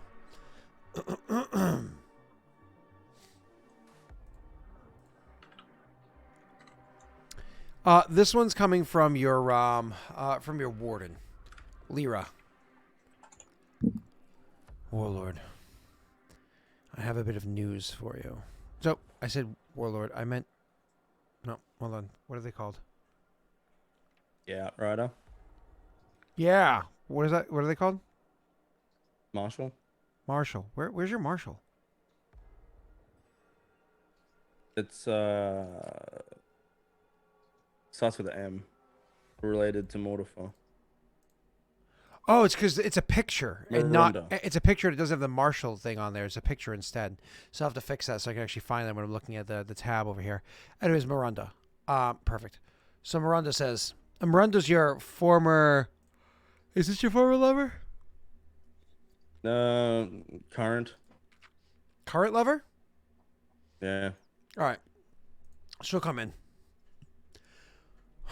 Warlord, I have news from the south. Speak. Tribes rolling in on us. They're marching and not in small numbers. They're heading up, and they're heading up quickly. To say the least, if they took a month to get here to make contact with our land, I would be surprised. We need to make sure that we have all of our soldiers, every army that we have, prepared to move south. This is not going to be a small attack. I see it being about 1,000. She looks at you again and says, 1,000. When was the last time the Barren Lands had 1,000 to spare in a fight? Long time. That means there's something happening down there, Warlord. What the fuck is going on? We can't weather an attack of 1,000. Then what are we supposed to do? I can head out there and try to dissuade them. Maybe even attempt to challenge some of their leaders to individual combat. If there's any amount of honor amongst them, I will break them. But you know how Karuk are. You know how men are. They're going to shy away from seeing a woman of my stature. She says that as she towers over you. Yeah, she's a tall. Yeah. You're like, step on me, mommy. So what are our options? I just gave you one. Are you going to You go did. out there? You can't throw your own life in line. They'll see an opportunity to throw a side on her. They'll just feast on you. Why wouldn't they? You're the Ashen Orc.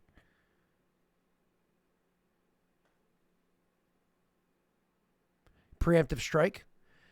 I mean, that doesn't really work against Karuk, does it?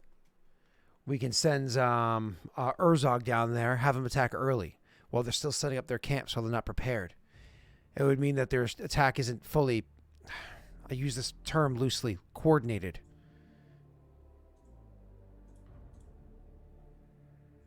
Right. There's still 1,000. As far as I can tell. I mean, honestly, we're still sending our people down there to count. Just gives you that look like they don't even like the division sign. Yeah. I mean, I'm gonna look around at the other counselors. She actually had this kind of as a bit of an aside with you.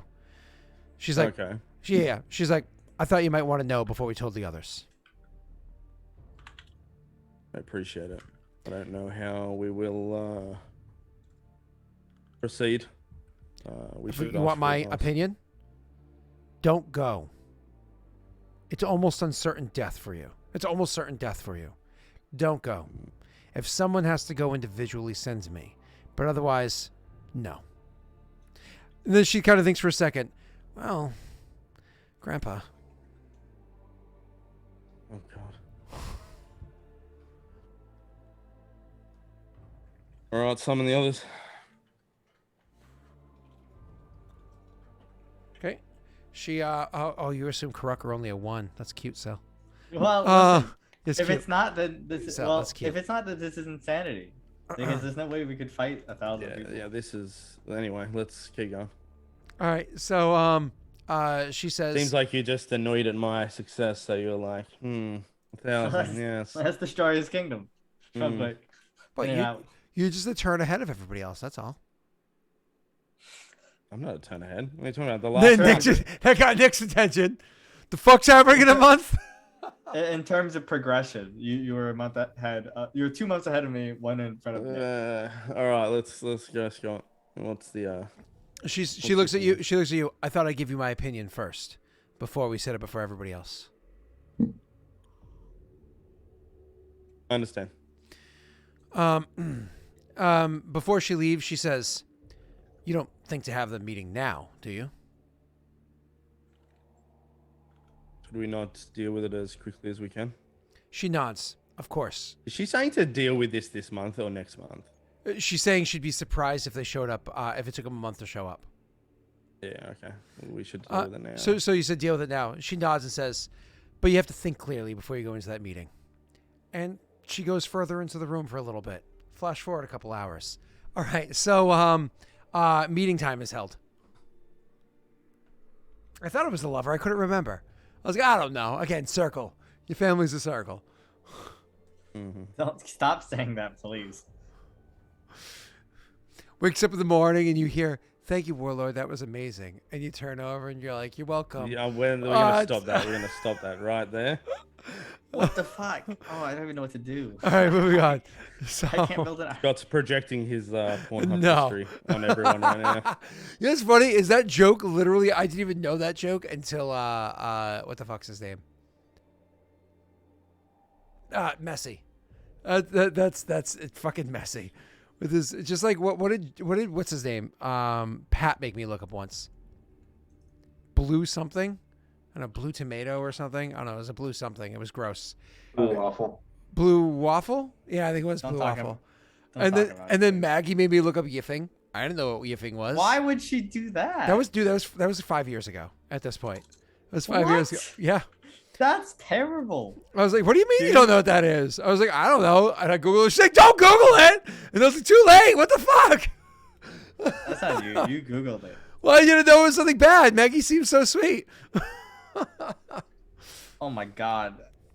If they're ECR2, they have a base DV of 24. Don't worry about it. Moving on. All right, so you call a council meeting. Do you want to give the news, or do you want her to? She can do it. So she more or less says exactly what she said, right? Yep. Councilors, I'd like to inform you what I've told the warlord here. I'm going to keep it short. The South, they're moving north. They heard what kind of home we provide here, and they thought they would take it for themselves. The numbers are nearly 1,000. Now, compared to the size of our clan, that's nothing. If every single member of Clan Densho were to stand and fight against them, they would be utterly destroyed beneath our boots. But the simple fact of the matter is Clan Densho has grown soft compared to the Karak of the South. You no longer have 5-year-old Karaks walking around with weapons in hand, having already taken several lives. We need to make a decision of how this is going to be handled. One of the suggestions I made was a simple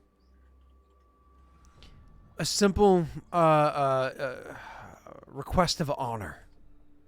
One of us goes down there and challenges the leaders of this band, this tribe, whatever the fuck they are, this war party moving north. Individual combats, defeat them, disperse the rest. It's said and done. Call it a day. Another idea is that we hit them early. We hit them fast. We mobilize our soldiers under what the fuck's his name? Urzog here. We have Urzog attack them before they have a semblance of a battle plan. Urzog starts to say, he's like, I know they won't have a battle plan, Urzog, but I have to make the mention. I have to suggest it. Then she, annoyed, kind of like lets an arm fall on the table, kind of heavy, but not slamming it, and says, or we can plead to our allies. Perhaps if we shine the boots of Shado and Kushibashi, they'll send their finest troops. 15 on Kamatori, and a handful of those that just came from the mines. And see if that they can provide additional strength too, to finish the job. You'll actually have, right after finishing that, Cursus will look at her and say, "What the fuck's the matter with you? Every time that Densho has called for aid from our allies, they have sent not small numbers, but their greatest armies, and with their greatest training." She turns to the two advisors that are there from the other clans and says, "Ignore her. She's from the mountains." Miranda, letting that, of course, Somebody else apologizing for her, like, lets it finish. She finishes her statement saying, if someone needs to go down there to challenge him individually, it'd be me. I don't know if anybody else here would be able to survive. Mortifer starts to chime up. You know, one of those like, Mortifer! We'll take a nap, grandfather. Let your granddaughter carry the legacy. Mortifer approves.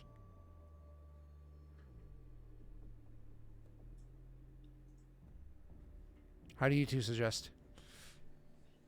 Sorry, I'm reading rules on how to raise militia because it probably might be necessary. So I'm kind of reading this right now.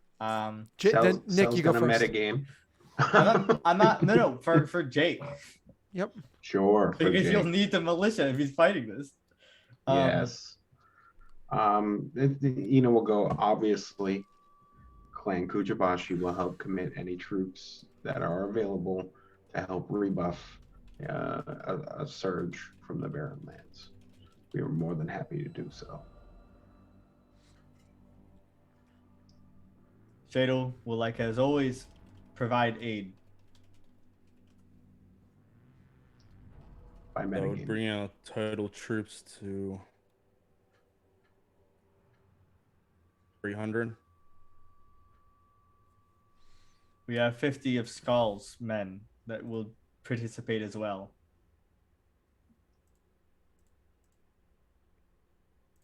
Let's see. Irithil, is there no turning them elsewhere? Erithel says, if I'm going to be honest with you, Warlord, I've been rather wrapped up in many other situations and haven't even... This was not detected by me. It was detected by the Outrider. And so I don't have enough intel to even give a suggestion as to how to go about that right now. I can give you a whipped up low quality suggestion, but I wouldn't do so without informing you of that first. Let's see.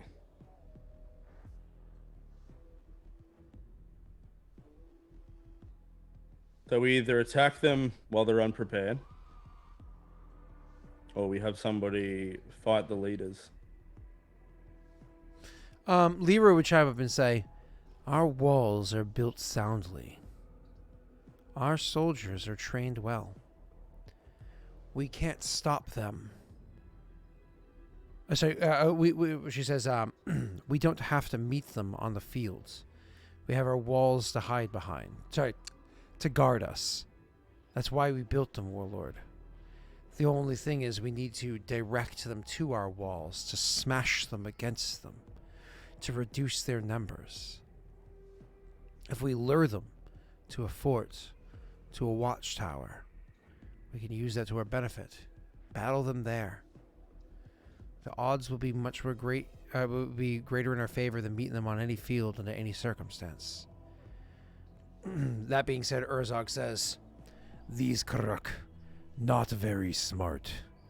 They either won't know that we're guiding them, and so we'll just walk past the lure and smash into our towns and farms. Or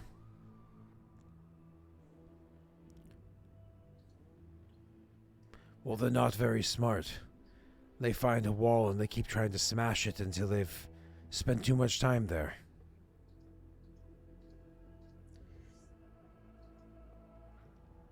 See. Warlord Varix, do you not have the ability to call the North for aid? I do, but I don't think they would consider this a big enough problem. When was the last time Kajinksi was attacked by 1,000 men? Actually, Irithel can speak to that one. Depends on which front you're referring to. Any? He shrugs. He's not from Kajinksi. Yep. He shakes his head and says, so you don't know much about what goes on in Throne or the clans to the east? They I am from Deadport. nods. They're actively at war, or so my spies tell me. They're actively at war with Paradel right now. They have to hold back Perrin soldiers consistently. It's one of the reasons why Theron reaches out to make such close allies with us. He knows the strength of Clan Densho, and we have shown our willingness to fight alongside what others might consider beasts. No offense, Miranda. She says, what the fuck do you mean by that? I see.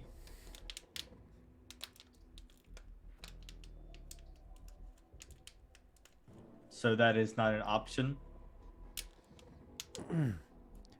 He doesn't answer that one. He looks to the warlord for that.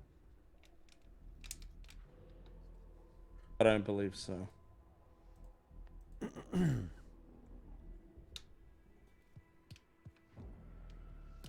Can we not lure them towards the fort and challenge their leaders? If there is any...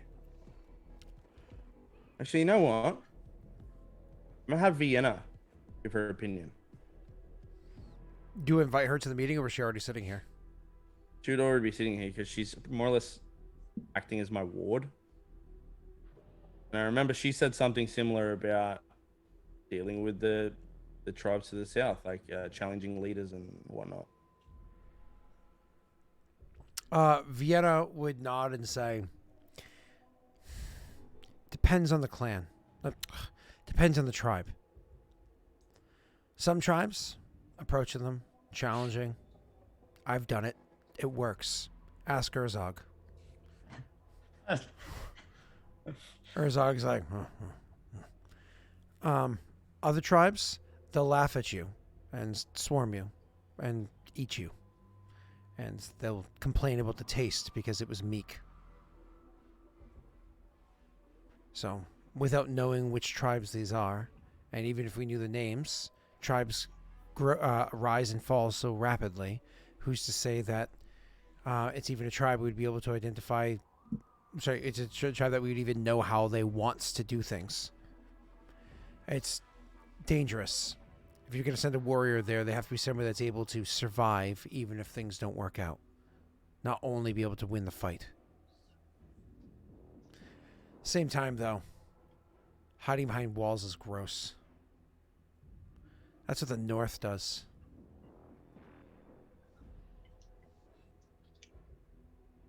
We don't have the manpower to take them head on. Yeah, you do. However, we do. Yeah, sure.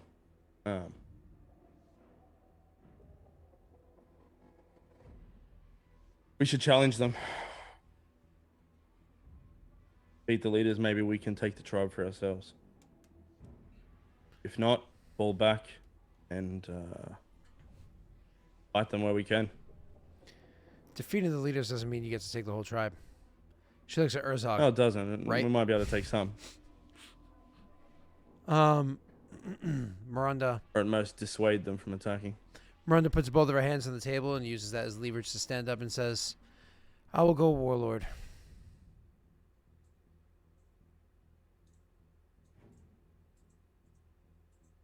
Well. But obviously it can't just be one because that would be really sad. Urzog would also stand up. I have served clan. I've come from there. They will know my name. I will go, warlord. Who else in your clan is actually Mortifer, half listening, stands up and says, Mortifer, want to know where go? Perhaps Mortifer wants go instead. Cursus will stand up and say, I'm the one that has to deal with them. I'm from them. I grew up among them. I still know the taste of them.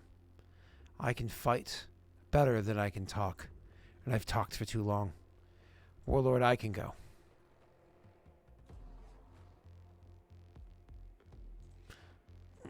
I have a half mind to go myself. Mara looks at you and says, the Ashenor clearly has more responsibilities left, but perhaps the Ashenor could be willing to send his Oraculi. in his stead. And Zal looks at her and says, or I say Saren looks at her and says, "Excuse me, don't speak for the Oraculi or the Ashen Orc." And then looks to you with like this indignation, like, how dare she? Yeah, that's for them to sort out. All right. So tell me how this is gonna work. Right? Is this an advisor check? Saddlemouse. Don't. Yeah, it wouldn't go great. Yeah, I agree. You made me wait how long to play my fortune's favor? What did you say, Jake? How does this work? Is this an advisor check? It kind of is, yes. How Can you many? give me any? I don't know how to handle it because I don't know what sort of check it is. You know, what I'm Very saying? difficult. Let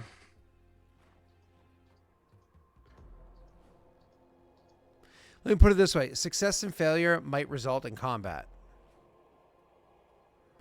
Critical success and critical failure definitely don't.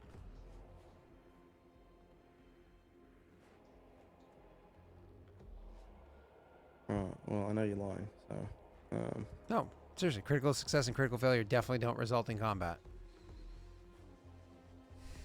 Oh, yeah. Oof. oh, okay, yeah. All right. There you go. Right. This is because this is too Urzog's big of a not good at decision. fighting nowadays.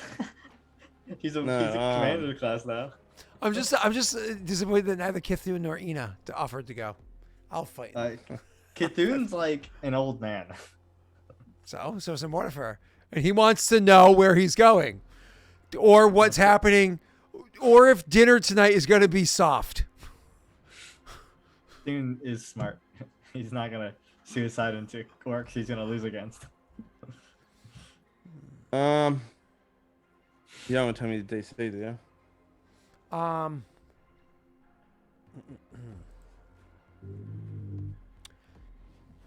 Very difficult.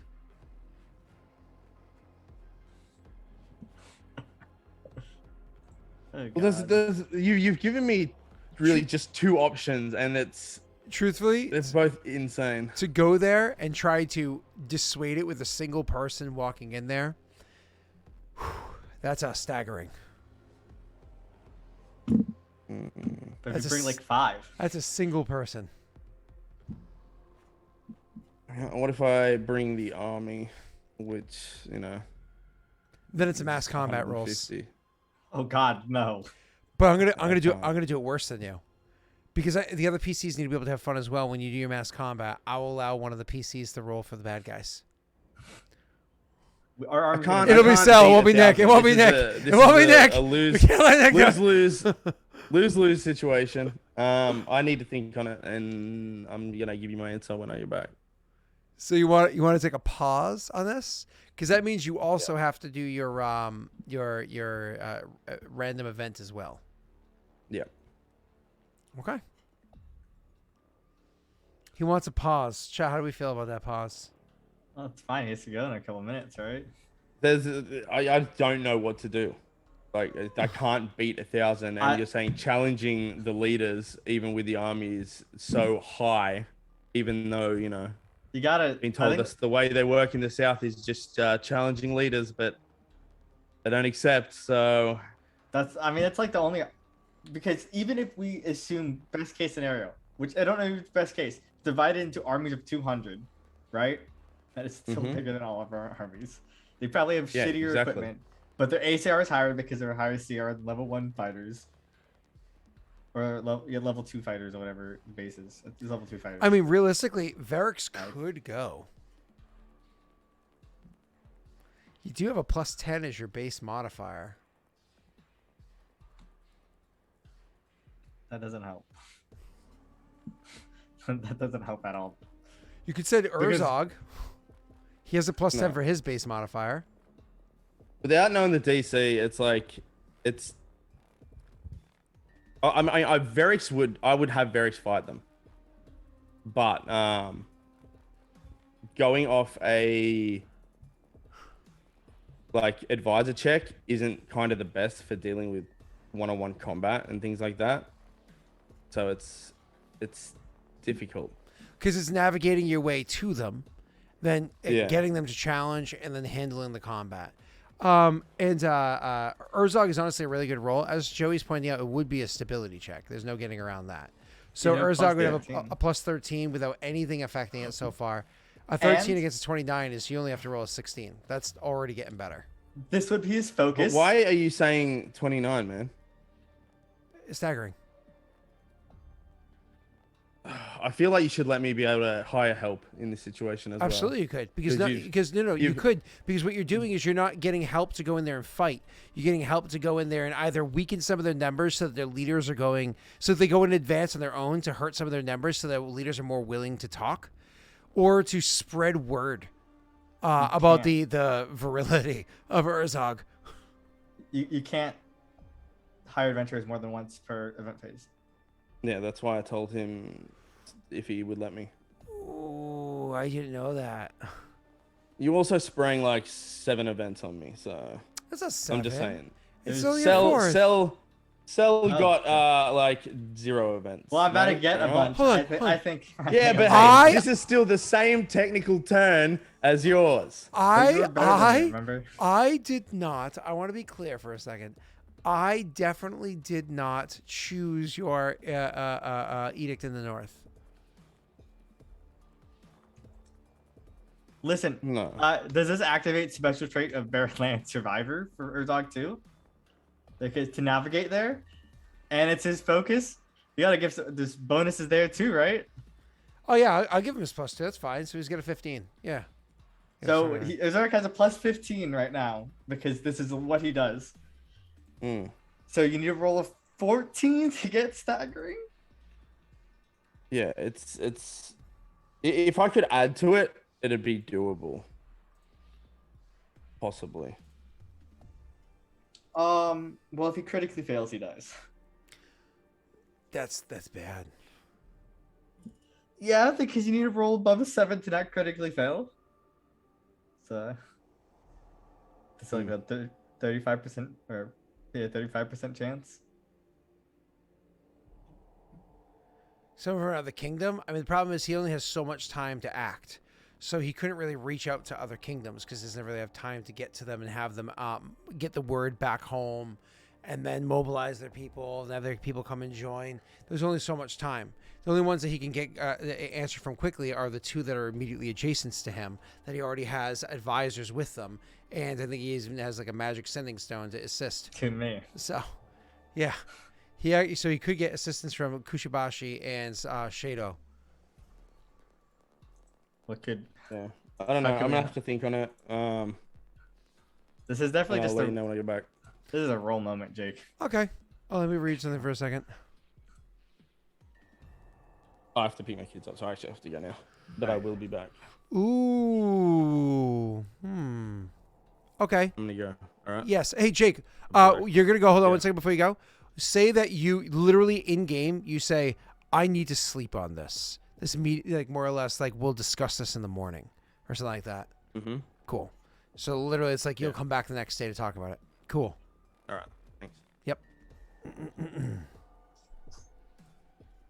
Oh my god. It's not great. This guy's trying to kill us. I can't do it all the time. I can't do that every month. It'd be horrible.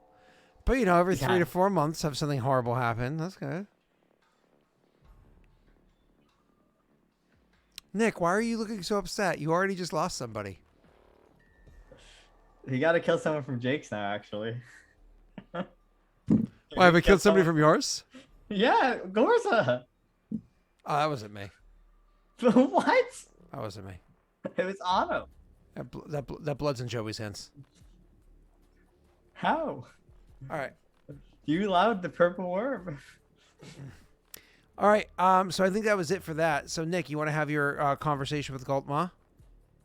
Yeah, sure. Sal can have his conversation with Golma. Do you have a bigger conversation than I do? I'm selling a bird.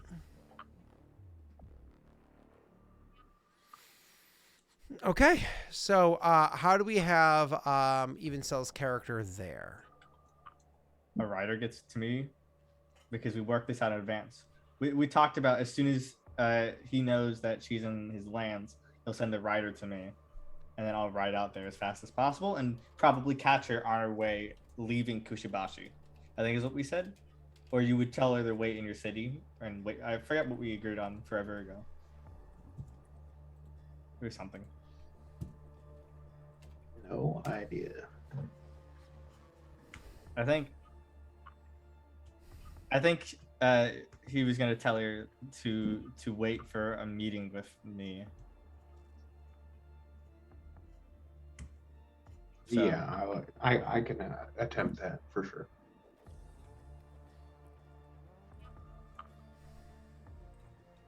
So do you guys want to have any wasn't RP? No. Do you guys want to have any RP with one another before she arrives?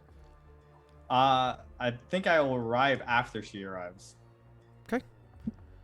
So Gultma will arrive around the time that she said she was going to. She's a woman of her word and a woman of honor. So she does arrive to your clan. She'll of course look to speak with you. It's one of those things where when she arrives, she's not the kind of person to complain about the road or tiredness or the like. So she has no problem meeting with you almost immediately. She would just upon her arrival, to not you but your subjects, request a location for her to clean herself up before meeting with the warlord. Like more or less draw a bath first. That is reasonable. Okay, so more or less about 2 hours after she arrives, she'll actually go and have a meeting with you. So you popping in now?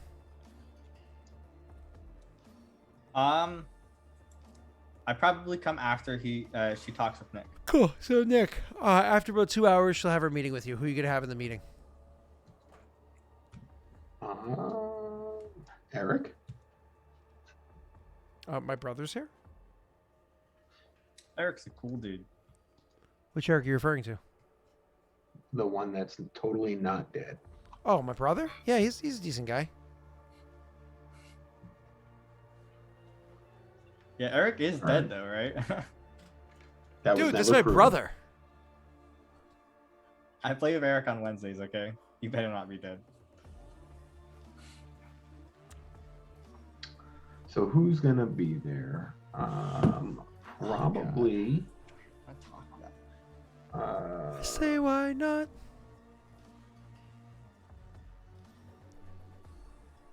I'm gonna go with Dazarox and Daichi.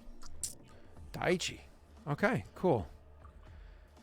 And to probably I'll need Tonscreed as well. Okay. Daichi, Dazarox, and Tonscreet. Not a problem. Let us do it. So,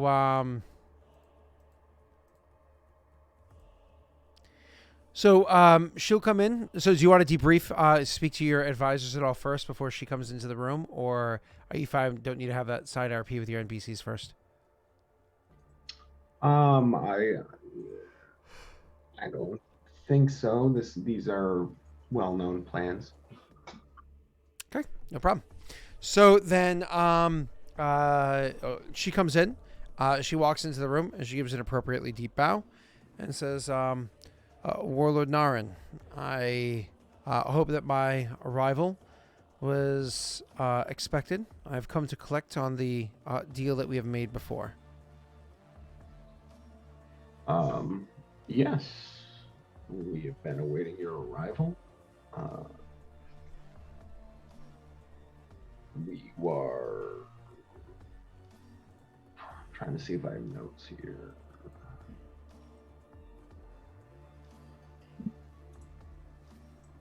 I don't. I forget if we agreed on a price for Nabu Yep, 4 BP. or BP.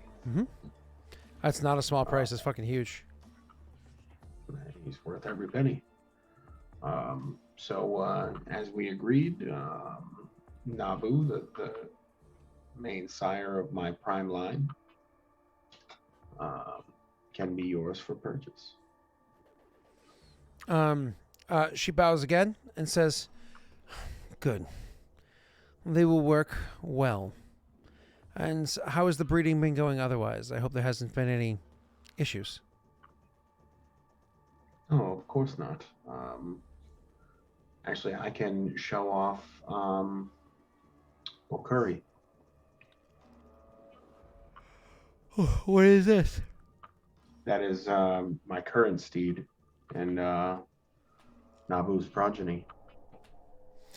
I think she actually already saw it before, didn't she? That's why you were willing to sell Nabu? Maybe. I don't know if I actually showed her the bird because Nabu's Curry's technically mage bred. Gotcha. Okay. So, would you take the meeting outside of the thing, or was this conversational so far? We will take it outside. So, she'll bow and follow you out to where it is, and she'll look at the bird. She'll be like, "May I pet it?" If you know how to approach a Kamatori. She gives you a sharp look, not so much to be offensive, but one that's borderlines offended. And then she'll turn to approach the Kamatori, and she will absolutely give it some scritches and some friffles and some loves and all those wonderful things. Here, let me go ahead and roll this.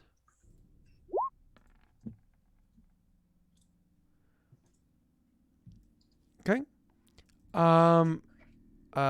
She gives she gives us some scritches and some love, and she says, "It's well behaved. It's tame, but not domesticated. Is this how you train all of them?"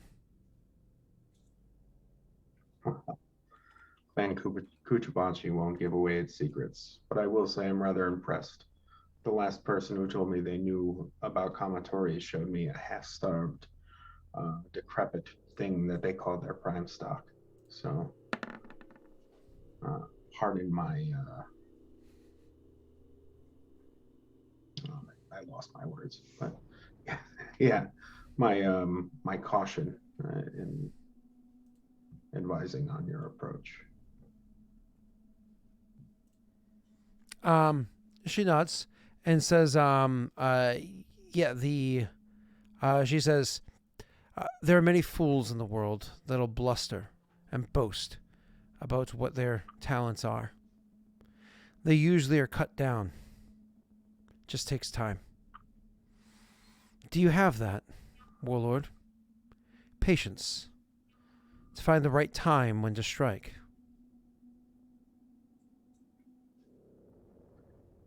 I am a self-made man, and I have built my kingdom on knowing when and where to strike. Kingdom is a bold statement. Well, soon to be. It's going to be difficult to do with your allies growing to your east and to your south. My allies aren't of any concern. She shakes her head. Certainly of no concern to me. But you say kingdom. Kingdom suggests unity. But every warlord likes to think that they're the ones in charge. Most of them aren't. They're almost all fools. And they will be cut down in time. You're expanding westward. I am. How far west have you traveled? I have punched through the main region of Eldamar, and I have seen what lies on the other side. It's one of those things where she's petting the thing, and her hands kind of like stop, and she turns to look at you as her arms stay frozen there, and she gives you a look of somewhat shock and curiosity. She opens her mouth, like slowly to speak, like she's still processing it, and then she kind of like snap back to her attention is kind of like snap back to this world or what have you, as the Kamatori like nudges her like a dog pestering for another scritch, and she like continues petting the thing and says, "The rumors, are they true? Some say that the forest is endless, that it'll go on until you die unless you know your way back. but the forest itself grows behind you as it does before you, and that there is no way out to those that haven't already navigated them before or have been guided through them. But there are others that whisper of a pristine land on the other side, chock full of life, but not so dangerous, shall we say. Oh, I will say this. I am no coward, and I am afraid of no Karuk. I will stand before any, and they will meet my blade. I will not be going across the other side until Clan Kuchibachi is much, much stronger.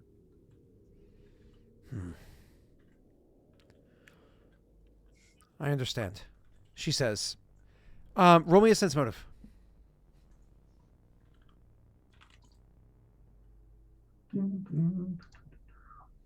Sense motive is probably terrible. Yes, it is.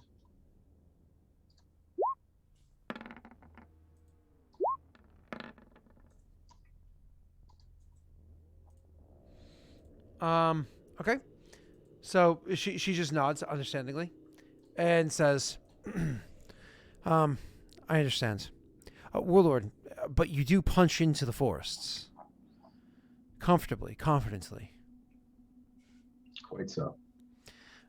When you go in there, do you continue to just simply travel west, or do you travel north or south as well?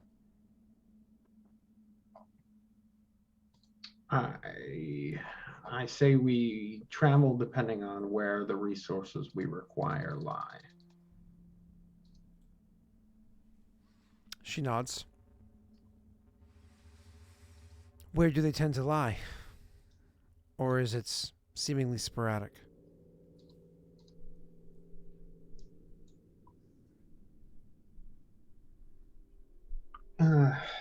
We have found different resources. Eldamar's secrets upon secrets and treasure buried beneath every stem and leaf. So our path can be quite meandering at times.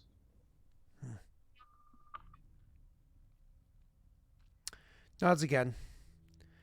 I apologize for my line of questioning. Fleeting thought, but I realize that it is not worth its continuing this path. Nabu, it'll be mine. Okay, we have a deal. I'd like to alter the deal. Would you know?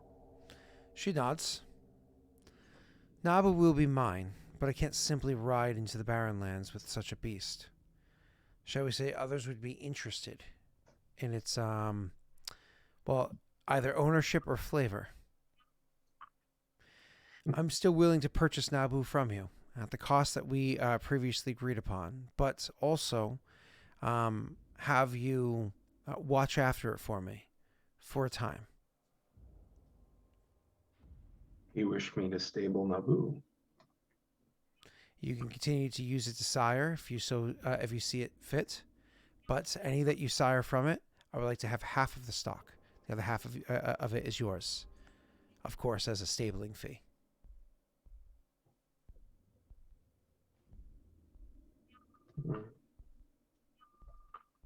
I should have brought my tax man.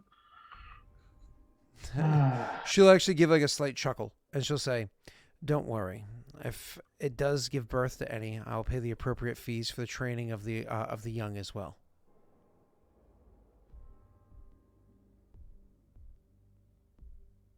Do you have any qualms with this, Tonscreet?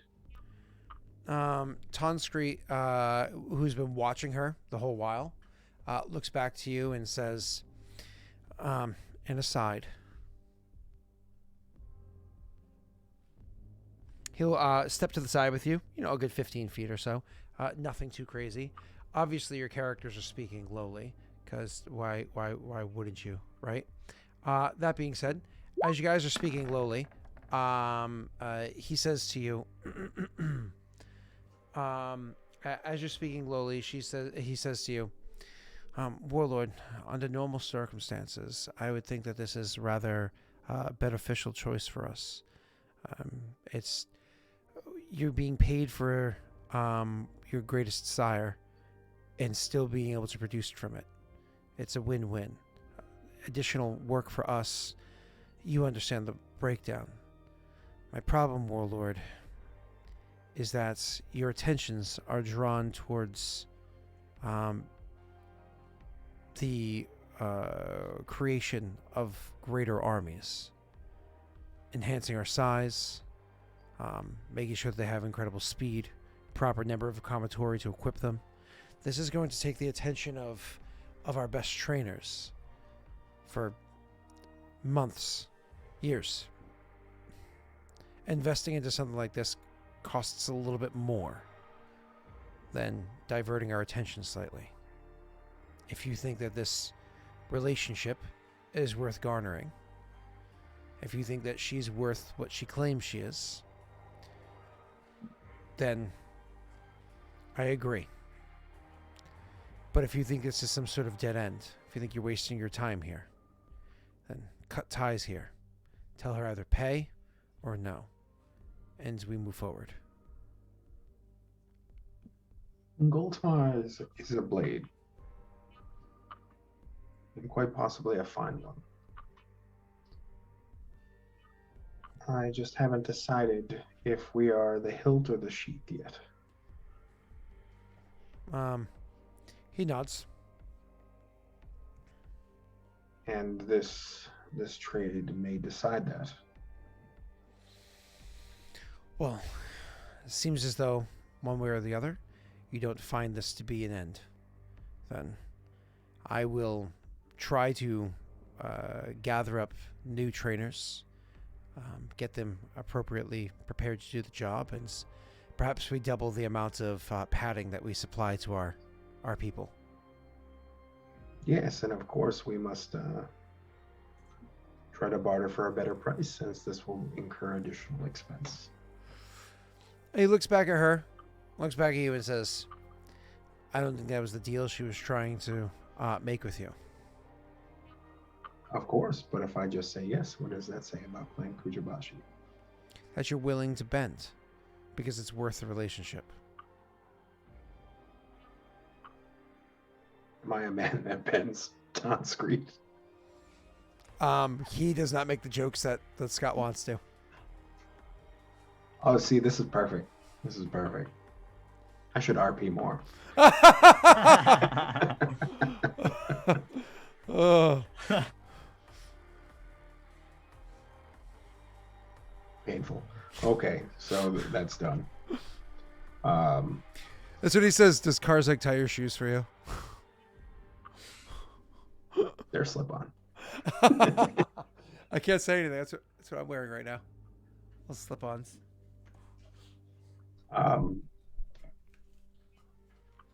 Yes, actually, I will say this. My man brings up a solid point. We are expanding, and our army is expanding. If you wish me to host Naboo, stable him, and breed him, then we will need more trainers. This is more of a financial commitment than we originally negotiated. She nods. She says, from what I understand, trainers have to be those that's not strong enough in mind and spirit to walk into a pen with a commatory, but also tough enough to handle the pain that the commatory are willing to bring them. Is this correct? Yes. These aren't easy men to find, especially in lands like these. I can provide such men for you.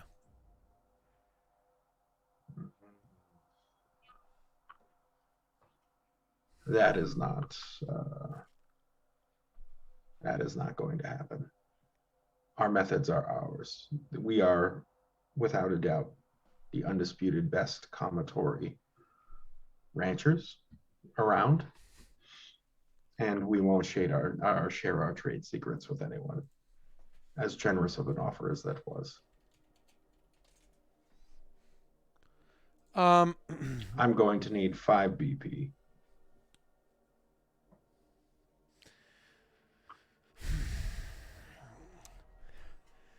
it's a hefty Or ass. we can simply just house Nabu with no additional. She nods. I understand. The 5 VP for the additional traders, but you keep only a quarter of the stock instead of half. Since I have to put so much up front, and it's going to take a while to get return on my investment.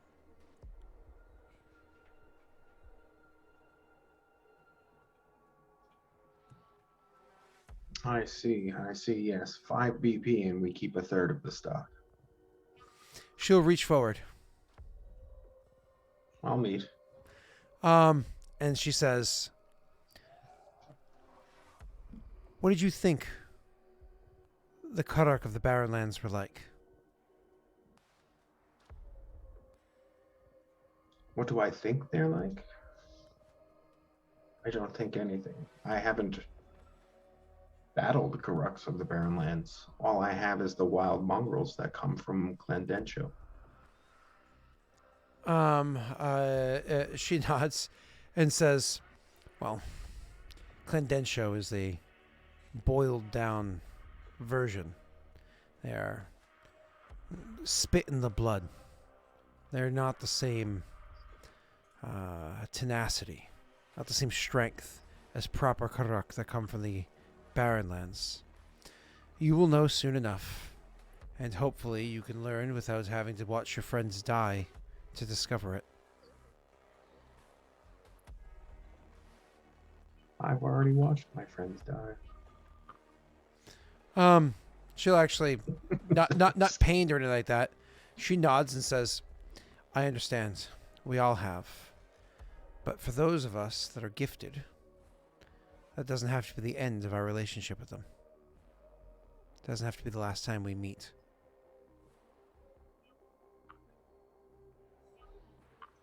Interesting.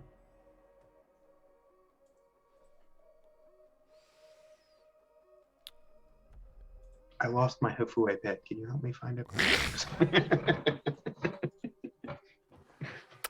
That's terrible. I'm putting up posters. Here, Hafui, Hafui, Hafui, Hafui.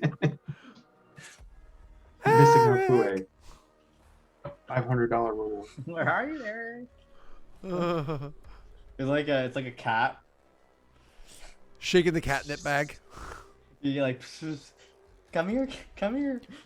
Psst, psst, psst, Yeah, psst, psst, that's terrible. that's I would say dehumanizing, but it is a halfling. Yeah, they're not human. No. So I guess their lives are forfeit in this matter. Well, it's dehalflingizing. Dehalflinizing? Dehafuinizing. There you go. Pictures of No, milk bottles. that's what I'm doing to Eldamar. Holy shit! Don't say that. Uh, It's not. is that hate speech? Can we get banned for that? Is that hate speech? You know. Besides, put pictures out on the side of Kamatori eggs. You know what I mean? That's what they do in Australia. They just put on emu eggs, That's terrible. like missing children. Okay. Paint down the side of emu eggs. Oh god. All right. Wow, that went down a dark turn I wasn't expecting. That's pretty rough.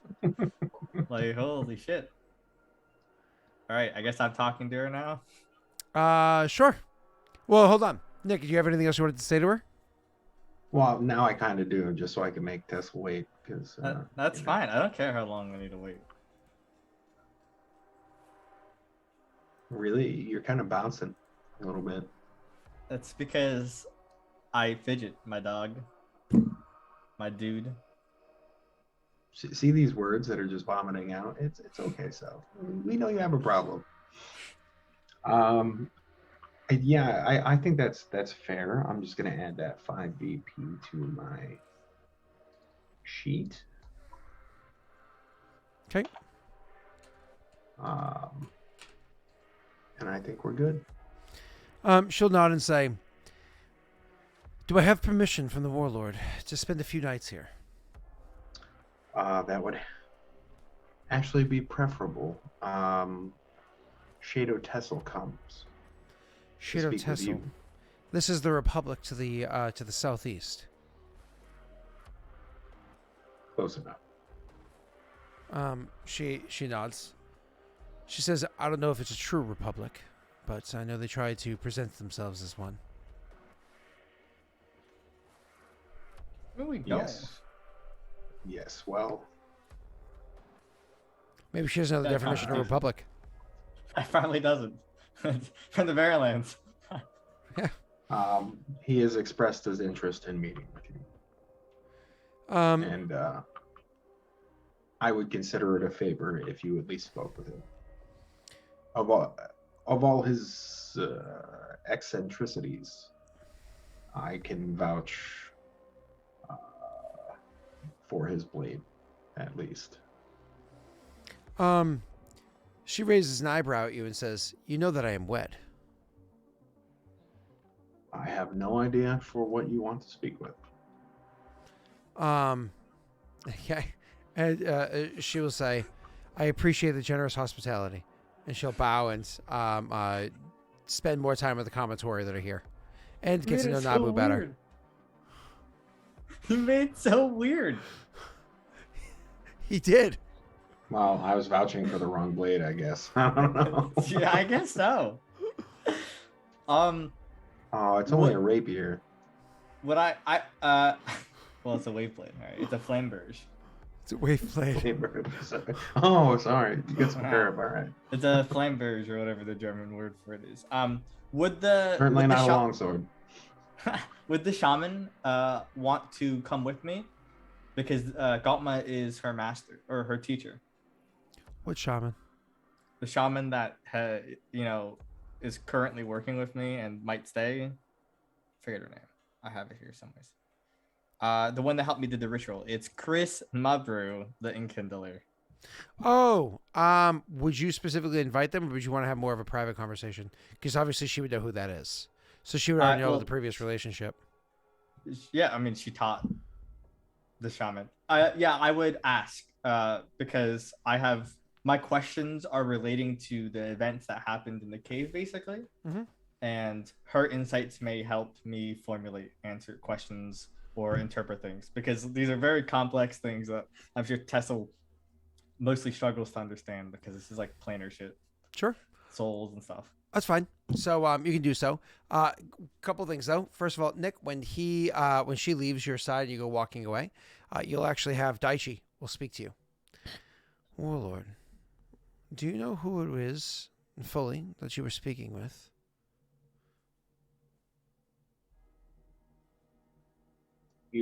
Goltma Atlan? He nods. Atlan, indeed. The fallen clan. How do you know Galtma, and why is she in the north again? I honestly am surprised to see that she's still alive. She walked openly at the gala, and that recently took place in the north. He shakes his head. I would not be invited to such things. I will say this. She is stirring trouble. She's stirring trouble in the Barren Lands. She's stirring trouble in the north. But she seems capable. More than capable, warlord. She is a fierce individual. She was a proper warrior for the Atlan clan before she left. You know that the Atlan clan is the clan that's more or less made most of Kajinksi's laws, or at least the ones that you would find deeper respect for. She was raised in that and set to be the next warlord of that clan, heir to it. But the clan fell. So she has much influence in the north due to her heritage, but she also held respect due to her skill with a blade, because she was properly trained as an Atlan warrior. You don't have dissimilar training yourself. Granted, your styles don't match perfectly, as she tends to use a different blade than you do. You know that she has a katana at her side. But she is another one that is more than capable in fighting groups of people or in individual combat. She's also capable in riding a kamatori. Trains to ride a kamatori likely before she could walk.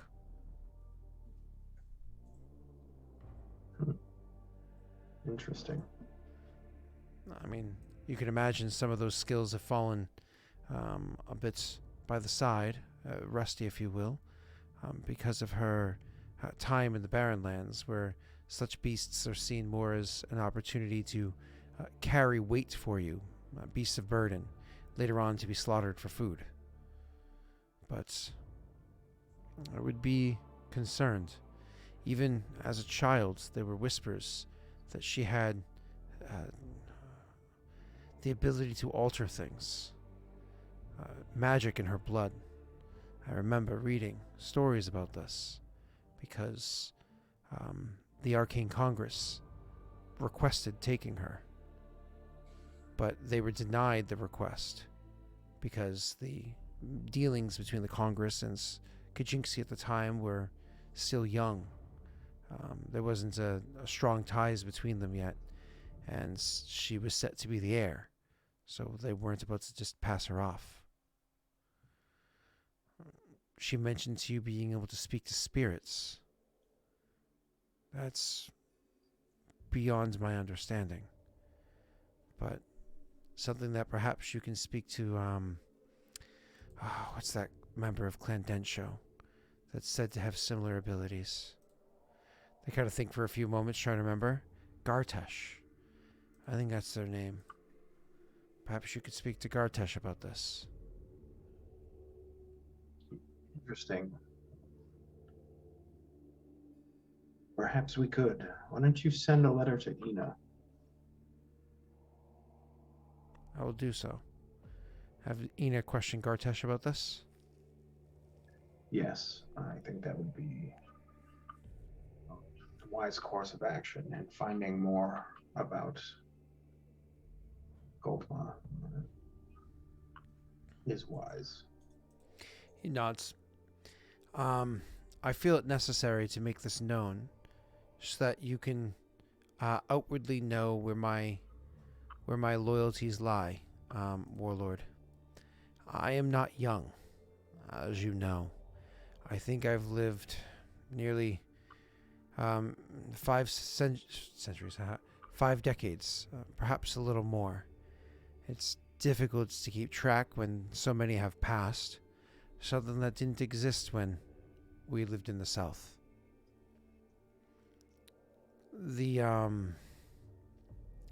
My family was Atlan. I was technically born into the Atlan clan. I'm older than she is, but I was young when the clan fell, and I don't have loyalties to that clan, especially since it doesn't exist any longer. My loyalties remain with Kushibashi, as they will until my dying day, or the destruction of Kushibashi, which hopefully neither of those days come anytime soon. But I thought you would know this. I thought you should know this. That is as well, Daichi. There is another who is looking to train our soldiers, who has had past allegiances to Atlan. Who's that? I forget his name.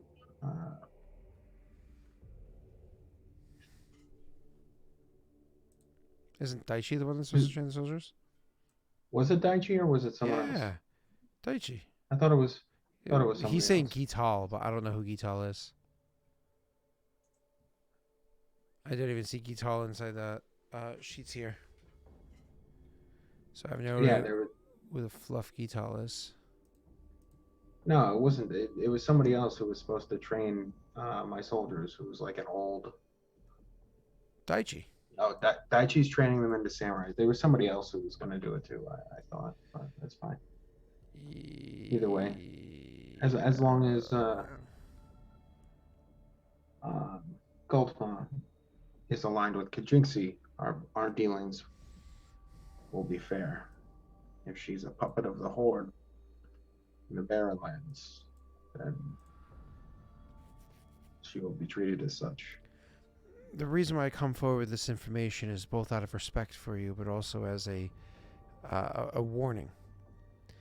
Goldsma is a puppet to no one. Unless things have changed over the decades, she was offered a considerable position amongst the clan that consumed hers.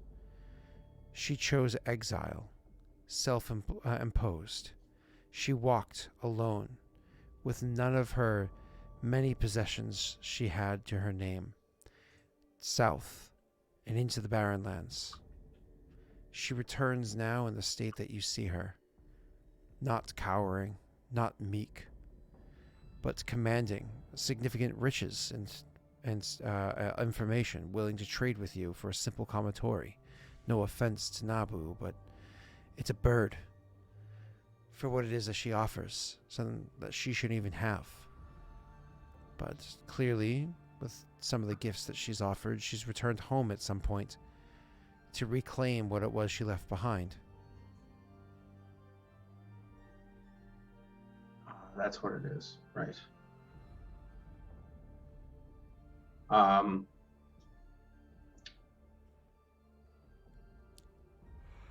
I agree, Daichi. There's more coming on here, and I think she wants more than just a bird. I think she wants an ally. Agreed. She'll find an ally if she aligns with Kajiksi. He nods. Oh, you've already made 2 deals with her. I wasn't here for the first and witnessed the second. You may or may not like the deals that she has to offer. Hopefully you always do. If I don't, I will tell her so. Let's a couple moments pass. You may or may not always have the opportunity to say no. There's always an opportunity to say no. Or It's she's just whether or not my head stays on my shoulders. That's true. That's true. True enough. All right. So he will kind of like, give like a respectable like head bow, and then kind of like falls quiet into his own head. Daelric didn't say anything this entire time because there was nothing to chime in with, and I imagine this conversation you had was between Daichi and you alone, Mm-hmm. Okay. All right. Awesome. I think that concludes that part. Anything you want to say to Tesla before he goes and meets with her?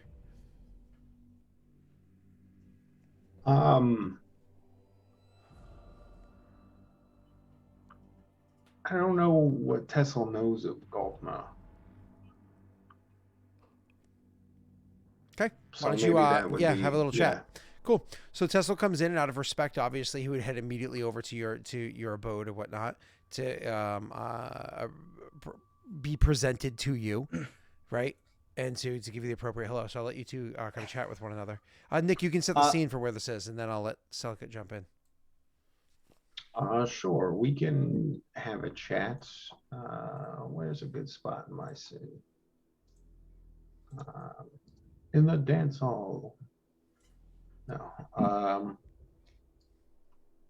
We can hang out by the park in the Sacred Grove.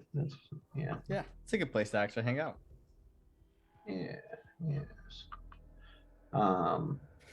You sound evil when you say it like that. Yes. Yes, Tesla, come check out this tree. It's a very Look at nice this interesting tree. thing right here. It's a white tree. I yeah. stole from Heldebar. Yes. It's a white tree with faces? No. The old I don't wanna god, get some sued. would say. Welcome, Lord Tassel. Warlord Naren. This is I gestured to my side. This is Kreese Mabru, the Enkindler, a shaman of Krillin. Well met. You're here to meet with Gold. She's currently residing at the inn. What do you know of Galt?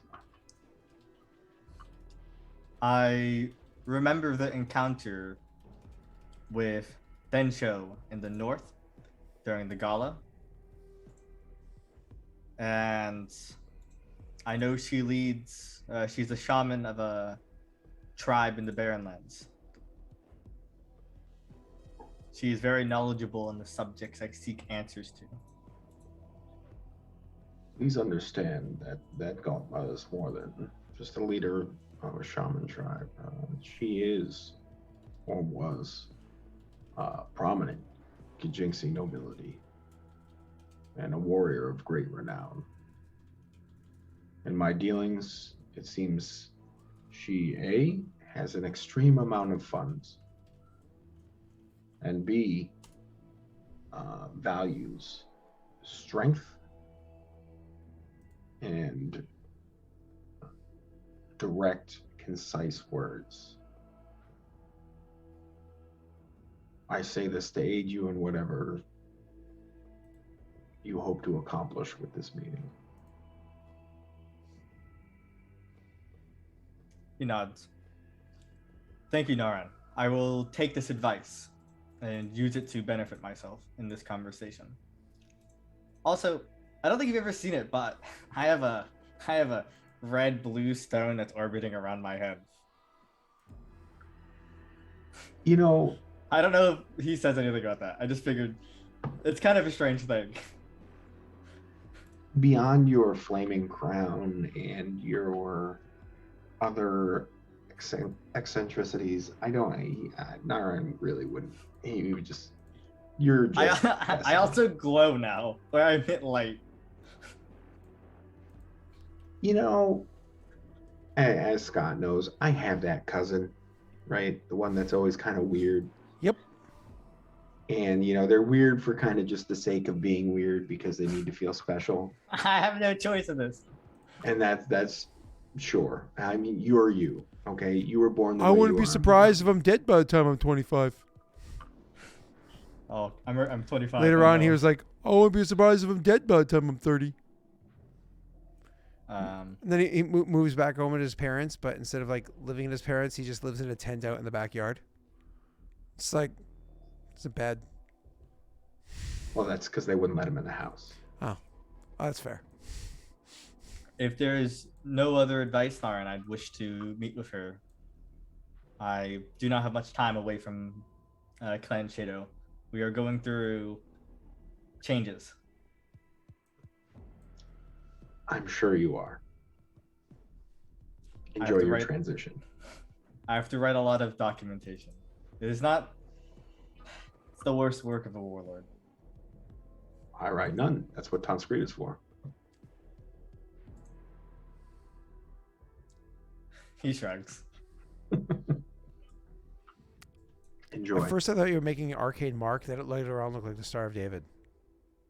Yeah, I know. It's just I'm doing it to fidget without fidgeting, but I have nothing to fidget with my hands. And I was like, oh, that's a cool looking arcade mark. That's all good. Then you're like, Star of David. And I'm like, where Well, the it's not fuck a did that star. come from? 6 The pointed, inside right? is like well, the inside is, but the outside isn't. No, the outside's not. No. It's also elongated, It's- obviously, but It's a Star of David in a rhombus. yeah. Again, it's elongated, so it's not proper, anyways. But all right, are you boys done arguing with one another? I think so. Meanwhile, yeah. Italia, while you're here, Italia is dealing with the situation at home. Oh God, why would you say that? I want to feel so bad. Yep. You go home to what? I just stepped outside for a minute. I was because we can move really fast on the roads, so I was probably like force marching all the way here. All right, you good? Alas. Yep. All right, I go and meet with Galtma with Chris Mabru, the Enkindler. Nick, I hate where- the name you... Where do they meet? A house, right? You're muted. We have an inn. Okay. Okay. So you guys would probably both be kept at a room and in the inn. It's one of those like meeting in the hallway sort of moments. It's like a meet cute. Yeah, I guess she knows in advance I'm probably coming. I assume people have told her I've arrived, whatnot. People know you have that reputation. I make quite an appearance. Coming in advance. So you Quick shot. Yeah. So you guys go and like you said, you do kind of stand out. You're a bit bright, very loud, if you will, intentionally, of course, because it's to match the north. So, anyways, when you meet with her, which will be at the inn, you can imagine you, unless you're having public like secrets being spoken, you mean the like where the food or whatnot is served in the inn.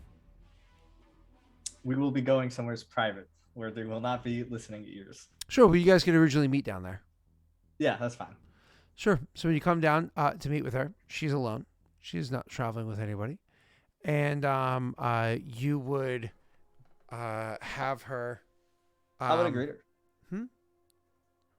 How would I greet her? She is a shaman of Krillin.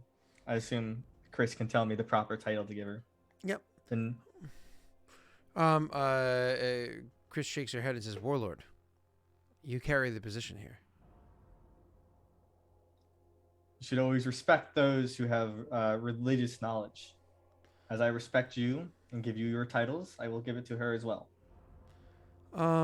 She just simply goes by shaman. Wait, hold on, let me just confirm. Sorry, she goes by the Crimson Flame. Sorry.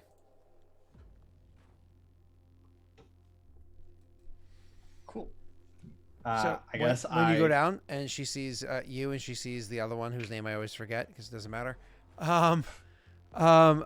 She will stand and she'll come over and she'll give a small bow and say, "Warlord, it's a pleasure to meet you." It is a pleasure to meet you as well, the Crimson Flame. I give her a slight bow as well. Okay. She'll say, "I imagine you were coached in our introduction." Then she looks to her former, student.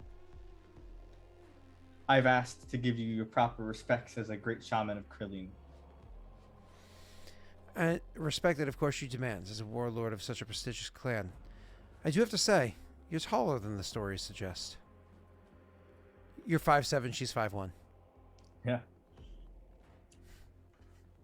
Once the stories have been told, they usually get exaggerated, drawn out as they leave my clan. She nods. Tall tales are not something that we're unaccustomed to in the Barren Lands.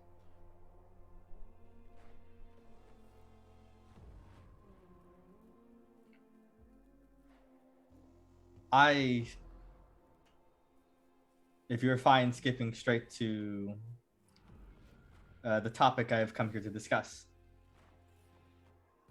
You wish to not have pleasantries. Share a meal. We may. She gestures towards the table. I sit, I guess, across from wherever she is. Mm-hmm. And then her former student will sit adjacent to you. So you guys have to talk like this. God, no. Yeah, and I guess I will have like a conversation. I guess. Did she ask anything important? Yep. She says, "Tell me about Clan Shadow." I tell her about Clan Shadow. We are a clan founded of miners and smiths. We grow and integrate the people around us. And we learn to work with the fire itself, work with creatures of flame to produce better and better weapons, armors, and tools. And soon education shall prosper as well. We have already built a great academy, and our city on a volcano shall grow and grow. Education is, of course, important. It's a matter of what you're willing to educate, and it's what should be educated that matters. As I had said beforehand, and I don't say this lightly, Clan Shadow does carry a reputation. Its reputation, to some, is unsavory, to others, succulent, but most importantly, hard. Hardened steel. It's said that no clan in all of Kajinksi can craft steel as fine as your smiths. Smiths born of fire themselves.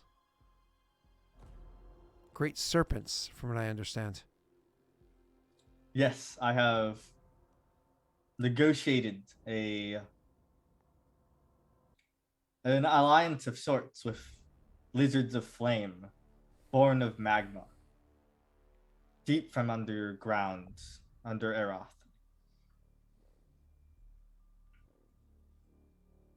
They respect me as one of fire. She places a hand on yours and says, "You carry Kraline's blessing. You have flame in your soul. Your passion is shown and known to be carried everywhere that you go, whether it be on the battlefields, in a conversation, how you enter a room, or I imagine other activities as well." She removes her hand. I need a sense motive on that. Go right ahead. I thought she was married. Is that enough to get the gist? Yeah. Okay. Is it sexual? Is that the reference? Yeah. Okay. Tessel kind of, I guess, squirms a bit. As this is a uncomfortable topic for him. Hold on one As second. I need He to... normally avoids it. Nope. I almost clicked the wrong button. That would have been bad. All right, we're over here. Click What's ligma? and click. Oh my god. She doesn't sense your discomfort. Yeah, well, let's see, my bluff. Oh my! I almost rolled a 1. He was so close. Oh. Technically speaking, if you rolled a 1, I would have beat you by 1. No, we would have been even. What? What do you have a plus? Oh, plus Plus 10. 10. Yeah, it would have been even. We Look both to the would've- luck dice! Oh, that would have been funny. No, I think she can notice anyway. I'm very obviously squirming there. It's an uncomfortable topic because Dude, I rolled a 1. You specifically rolled a bluff. Okay. I didn't roll a bluff to hide mine. I was meaning the bluff. He can't hide it. He's not trying to hide it though. Bluff is an active attempt. Doesn't have to be. Well, I'm telling you, he's very bad at it. Listen, I bluff all the time. I passively come off as a confident badass, and people just buy it. I don't actively do that. People just Sure, whatever you say. people Scott. just acknowledge that it is a fact. But well, that sucks for her. She doesn't know. Well, that's probably better for Tesla, if anything, because that'd come off as a weakness, I'm sure. He recomposes himself. Yep. Rather quickly. But you astutely guys do noting- accept critical failures here, so she doesn't get it. Yeah, astutely aware that she didn't catch his uncomfortableness. Oh, you maybe don't know that she didn't catch it. Well, with my sense motive, I think I do. I don't know. This time you have to roll against a bluff, but she's not bluffing. Yeah, that's what I'm saying. This is like she's not bluffing, so you might not pick it up. You're not very sense motive-y. That was a 15. Fine, whatever. Do I pick it up? Scott? Tell me. Yes. I do. Roll another sense motive. Okay.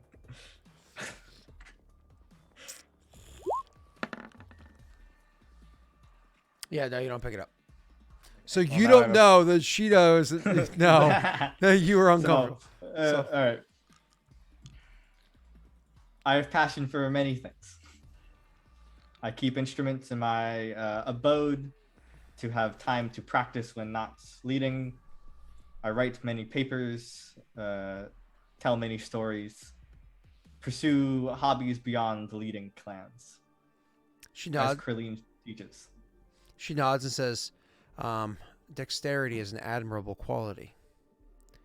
You spend a lot of time with these side tasks, with these passions of yours. Yet you also meet on the field of battle and rule a clan, and capably, I might add. Clan Shadow is very young, and she looks at you. She looks at you, like her eyes, like on you, very young. But I'm 25. I'm very well. If I was actually half orc, that wouldn't be that young. I think she's 48. Like you gotta remember, if I was like- a half orc, 5 years from now, I'd be middle aged. checking. Hold on. She's 46. So she's got 21 years on you. She's almost double, but she got 21 years on you. She says very young. Yeah. But yet you're able to do all of these things and successfully, capably. Some would even say what is it? Fuck, I'm missing the phrase for like really good success. Like triumphantly, sort of. Excellent. But, yeah, excellently. Like a savant. Yeah. But whatever. I can't think of a phrase, but that. Like almost like triumphantly. But moving on. She says, I have to ask, how often do you sleep and for how long? We have to have 8-hour sleeps, right? So 6 technically, but 6. technically it's 8 hours of rest, 6 hours of sleep, but you know. Oh, yeah. I sleep between 6 to 8 hours a night. Sometimes I've split schedules of sleeping 4 hours in the at night, wake up to do activities, and then sleep in the afternoon during a less busy time to catch back up. I myself have found times where I could only sleep for 4 hours before I need to wake up for certain activities before I'm willing to fall asleep again. But that being said, I think that's because you haven't tapped into your true potential. You have fire in you. It eeps off of you. I can feel your warmth from here. You are radiating it. You're going to have to learn to tap into this wealth of power, this energy that lies within.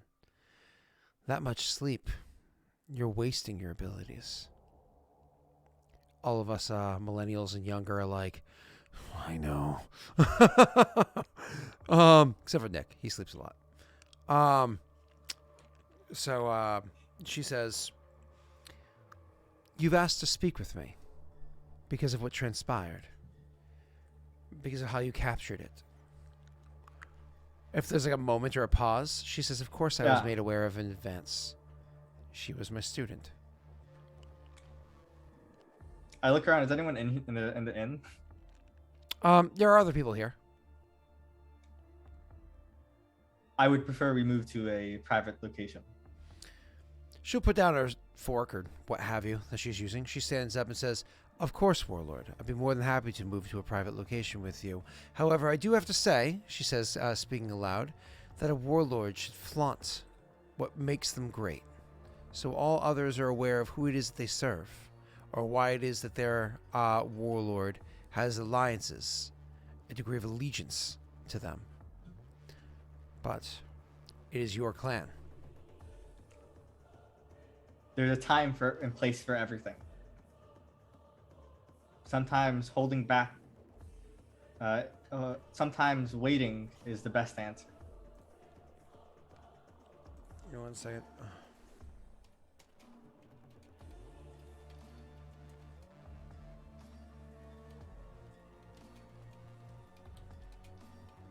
Okay, sorry, back to you. So, she will walk with you. She'll bring you upstairs because she has an in-room there. She's a room there. So you guys it can be private. So you and her go upstairs to the room.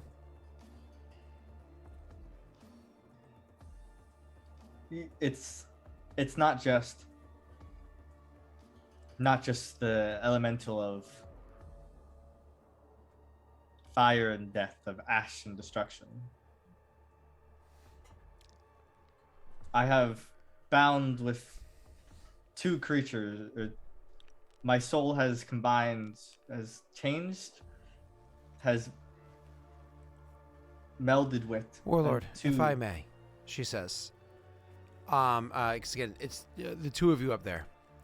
If you Yeah. can have a seat on the bed, I have a ritual. I can see what it is that you're trying to explain, rather than you trying to fumble over your words to explain it. I sit on the bed. She will go over, because again, this is the room that she has, so she has some supplies here.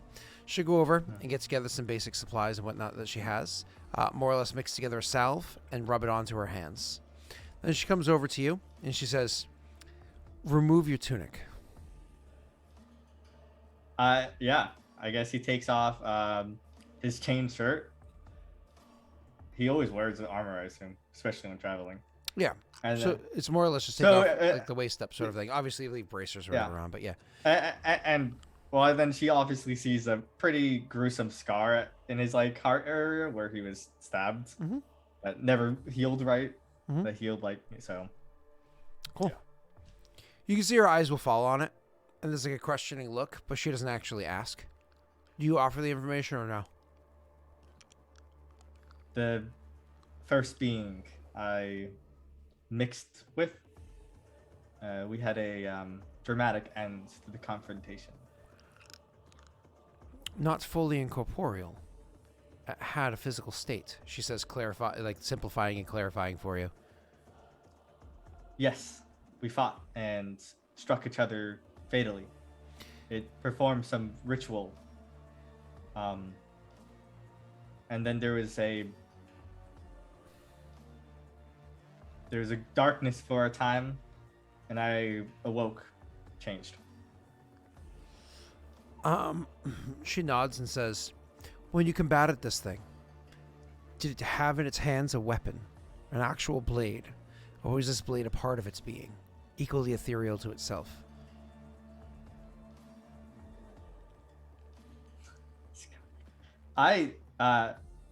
Scott? You tell me, ma'am. It's your story. I think so, yeah. I think it was like when it was in the coffin, it rose out and it didn't like grab one of the shitty weapons of the room. Yes, it had some sort of weapon with it in its resting place. What did I you do with used this weapon? It's disappeared. It wasn't there when I awoke. She stops and thinks for a second. Her hand's still with this like goopy substance on it. She's holding them up like a doctor that just put on gloves. And she says, it was gone when you woke. I had struck it fatally as well. She shakes her head. No. This was a physical object, a real object, and it was gone when you woke, which means that this could be one of a few different things. First and foremost, that could have been a physical manifestation, what it was bound to, the reason why it was there to begin with. And in destroying this thing, it dissipated, effectively becoming what went into you. Whatever shard of it was inside of your body, left inside of your body, became a part of you. The reason why you were bound, the object of binding, like the pendant that you wear. Or it was stolen. It wore this crown as well. I gestured to my head. She looks at the crown, then likely that is the object of binding. In which case someone took that blade. That's possible, but those mines were off limits, Warlord. ignored. Warlord. But I was asleep for I was unconscious for a number of days. Tessel, that means that somebody saw you that way, stepped over your body, collected the goods that they saw were valuable, perhaps the crown was unable to be removed from your head or what have you, and left. That means others are aware of this, and likely still around. I hadn't considered this at the time. It was not my worry, but now it is my worry. She nods and says, as I said, you're still young. You still have much to learn, but fortunately for you, you've quickly surrounded yourself by those that are capable and those that are willing to teach you what you need to know. Then she'll step forward and place her hands onto your chest, like more or less leaving like hand marks on like the pectoral area. So like the fingertips kind of curl just a little bit over the clavicles. And as she pulls her hands away, she's saying this like an incantation, more or less. She's chanting something. As she does so, uttering this incantation, you can feel like uncomfortable. You can feel like this doesn't feel right, to the point where would you even say something to her, or do you just allow it to continue? I allow it to continue. Okay. She She's here continues. to presumably help me, right? Yes. So This continues for a bit. As it continues, I need you to drop your Constitution score by 4. oh god. Mm-hmm. It's already dropped by 2. That's not great. No. As she draws her hands from you, as she steps back and pulls her hands away, she literally pulls out in one of her hands a burning flame, and in the other one, a darkness, like a shadow, that happens to be there. And she holds them so they're presented before you and says, Warlord, awaken your minds. Bring back to me yourself, who you were, not who you are. Be you. And she'll kind of like with her hands, just like a clap in front of her. And as she like claps in front of her, it's almost like all the mud that's in her hand falls to ash, off her hands, to the ground in front of her. And then she's able to speak to Tessel, the Tessel that went into those mines, that was defeated, that was abused before. The boy. The boy, as I've described it. Full memories of everything that's transpired, but who he was.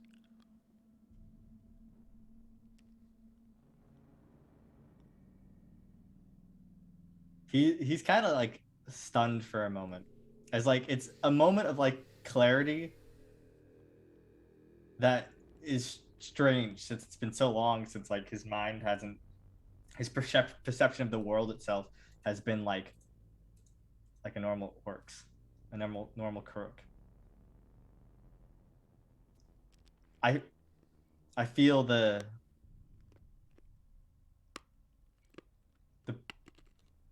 bond of the Kuruk, the deep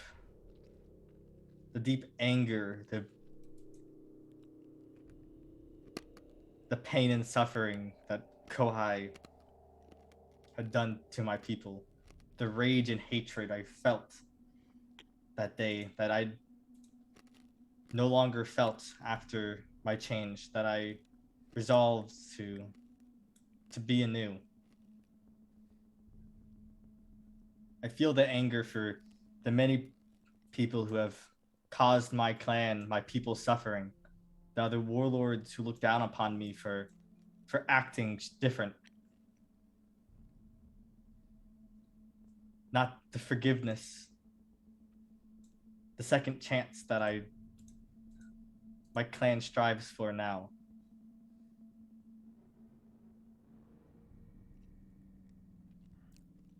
She nods.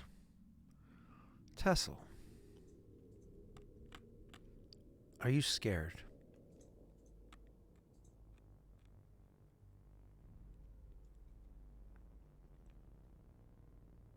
Almost always.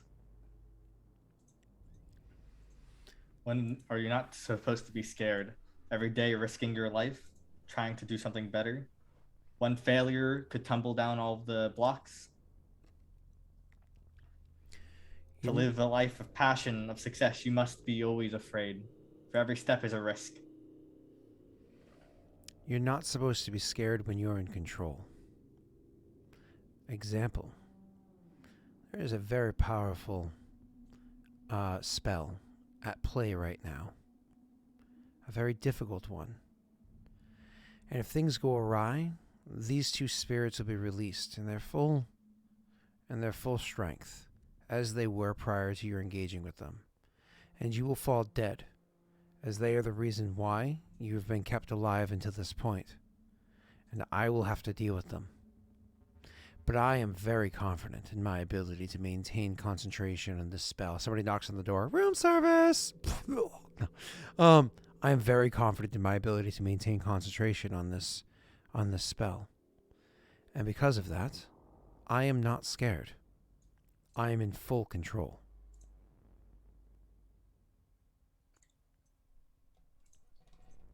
Fear does not stop me from acting when necessary. Fear does not stop you from reacting when necessary.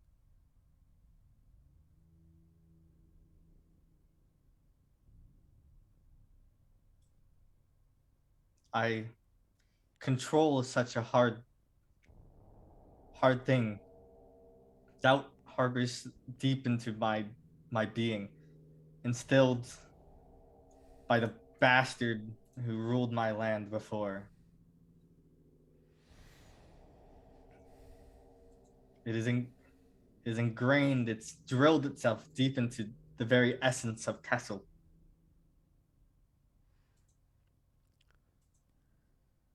It is a fight every day.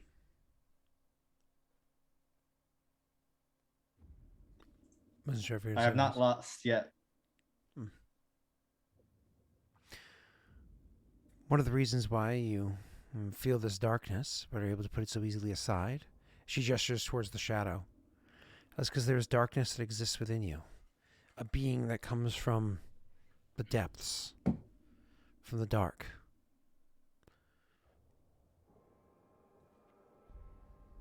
It's a creature literally comprised of negativity, the antithesis of life. It pulls you down but gives you strength. Then she gestures towards the other one, but this is a creature that is the essence of Kraleen. It gives you strength and power. Virility. I don't know what that Together, word means. it gives you a mix of the two. She actually will take her hands, which weren't up before. She puts them kind of like on the outside of them, and as she draws them closer together of like orbs of like power, you start to see like the edges of their like emanating power, which you didn't see before when they were further. As they get closer, they almost start to like shine brighter along the edges of its like emanation, because they're almost like countering each other. And as they start to like tangle and hit each other, ash starts to fall down beneath, and you see ash starting to trickle down. And this is what could happen if you keep both of them in you for a long time. You become ash. I don't mean you were dyed or burned up, but you become the essence of what is burned up, of what it means to be burned up. Have you ever lit a candle from both sides? No. You could not have it burn right. Why not? Well, because the wax has to seep down. You know, like, can't burn a candle sideways. Of course, because I understand how the chemistry works and like the balance of. I understand, but what does Tesla say? I've not burned the candle from both sides, but I get the implication. I will burn out twice as fast. Or both sides will smother out. What does this mean? You're going to have to decide. Do we find a way, and she gently caresses like your chest, like the sternum between like where she put her two handprints, if Tessel remains? Or do we have the Tessel that learns to live with fear because it nags at him constantly, but is removed enough to not have him overly affected by it? Or do we have the immense bravado, perhaps brought to an even greater extent, with the additional fire in his heart, Kraleen's blessing within him? Or do we leave the Tessel with all intact and see how long you can burn those candles for? What happens at Ash? She shrugs and says, There are rumors. There are rumors of what happens with Ash. In theory, it's worked once before, a long time ago, by a nation that died off a long time ago, consumed by the Karak, led by their creation. The Vidoran Empire? That's the one where the shadow came from, right? Yep, the one that you gave that I had Lenny find out through the crown. Yes. I have heard of this empire. And so you know of their teachings, even if only I know. marginally or mildly. They worshipped the shades and shadows, the incorporeal undead, and used them to fight the Crook. And their destruction allowed the Horde to easily take what is now Kajinksi. The problem was they thought they could turn the Karuk to their own side. And they created a Karuk that they thought would belong to them. The Ashen Orc? She nods. You leave the two of those within you, perhaps your future as that of your friends. Or perhaps you realize that there is something unique and different about that man and his lineage. Those answers you'll have to get from an Oraculi.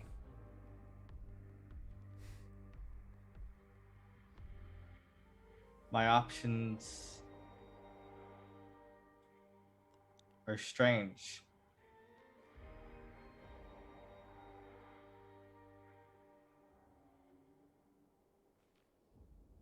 You want to let me think on this? Yeah. She says, the decision doesn't need to be made now. You seem to be holding up well enough. For instance, you're not dead.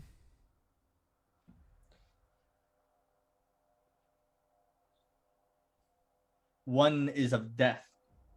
One is of Krilleen's flames. To me, Ash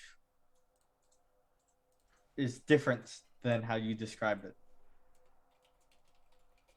Ash is the second chance. Ash is the second chance, the next life, the next way.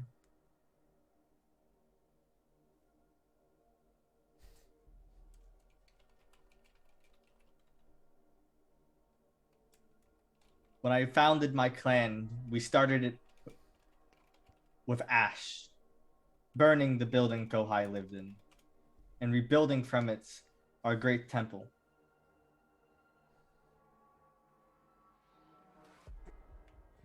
I believe ash to be maybe the right sign. And you think that your ally to the northwest of you is going to be happy, building his lands deep into the forests to have his two closest friends and allies be that of Ash? He benefits from ash at the moment. Well, It's all started with ash. Ash can provide the nutrients for plants to grow again, but not after much destruction.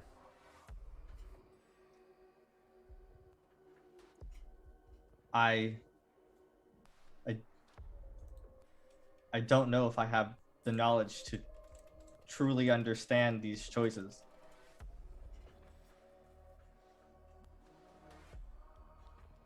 Think on it. Discover. Decide. Maybe then I'll be there to help you. Or maybe you'll find your own way. I will learn. She nods. I will figure out what is necessary. What is the path I will take? And I will come to find you. She says, I don't intend to be leaving anytime soon anyways. And we'll place these two back inside of you. Kind of like you take them and place them back inside of you, leaving her hands on your chest afterwards, and says, I don't know if you're aware of this or not, but I came here to make a deal for Kamatori.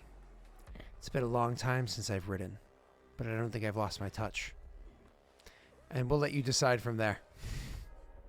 He very shyly walks out of the room. He's like, ah, ha, ha, ha, and leaves. Yeah, I thanks for the offer, but I must be heading home as soon as possible. diplomacy for leaving the situation in a non-insulting way.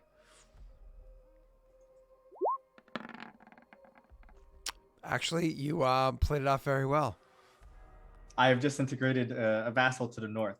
My counselors will require my my words to finalize the information. She nods and says, "Burning candle from the both ends, huh?" Let's hope it is a very long candle. She shakes her head and says, "Unfortunately," and we'll leave it at that. As she like turns to go and clean up the mess that she made with the ash and the different supplies and so on and so forth.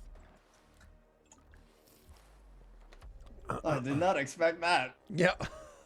That was unexpected. Technically, she's a concubine, not married. But, you know. But well, not that. I'm talking about the more important thing. Like, I don't know, all of the other stuff. Oh yeah, well, you know, Jake, the snake. How you doing, buddy? Yeah, fine. So Sal, when you go downstairs, her advisor will leave with you. But I don't have a cheat for her to sense motive. But if you wear everything on your sleeve, she'll probably be like, "Is something wrong?" I'm like probably like bright red or showing color instead of being like a dull gray. Yeah. We have more color now because of Kraline's passion. But anyways, continuing on. So you are back to Jake, sir. So you are where were we? You had called the meeting to come to a conclusion. I'll speak to you in the morning. That evening, you'll have not like bed, not in your bed. That'd be fucking weird in your new castle. And at one point in time, when you're probably up late looking over details or whatnot inside the castle, you'll have a knock on the door, study, what have you, however Varix would be. You hear a knock on the doors. You look over to see What is that? one of your kruk standing there. To see a kruk standing there. And then say, "Warlord, may I have a word with you?" Who is this? Do I know them? No, but you've seen them around. Oh, okay. It's one of those you don't know their name. Yes. You may. They bow repeatedly and says, "I don't think we've met before. Officially, Warlord." I don't believe so either. You are? Aurorum. Aurorum? Aurorum. You are, I am. Oh, Aurorum. You are, I am. Aurorum. They say. Yes, Aurorum. Okay. He says, "I'd like to have a word with you about what it is that you were discussing in your council earlier." You're aware of what I was discussing in my council? He nods. Indeed. Yes. And how is that? Because I am not Clan Varric. Sorry, I'm not Clan Densho. I'm, in fact, a spy. Or? The Red Mongrel. Odeker himself. Interesting. What do you wish to discuss? What you were discussing in your council. This group of Karak attacking from the south. It's a concern. It is. One I'm currently grasping with myself on how to deal with. You don't have to deal with it alone. I know that your allies have offered their aid, but you and I can both agree that their aid will come quick. It will come slowly, and they offer a little more than a brother in arms to die side by side with you along your borders. Will you and the two of them survive? Of course you will. You'll survive this onslaught, and you'll be able to continue to grow. But at what cost? How many of your people will be eaten in their own beds, with their neighbors watching? How many farms will be set ablaze? How many of these tribes that have sworn fealty will turn tail or take the opportunity to plunder as well? How easily frowned upon will you be by the clans of the north, middling or greater? What is it that you wish to say? There's a misunderstanding that exists between us. Go on. Odoker doesn't want to fight the Ashen Orc. Everybody knows the value of the Ashen Orc. Everybody respects the meaning. No, he doesn't know the value. Everybody knows the significance of the Ashen Orc. Everybody respects the Ashen Orc. That goes for the Red Mongrels clan as well.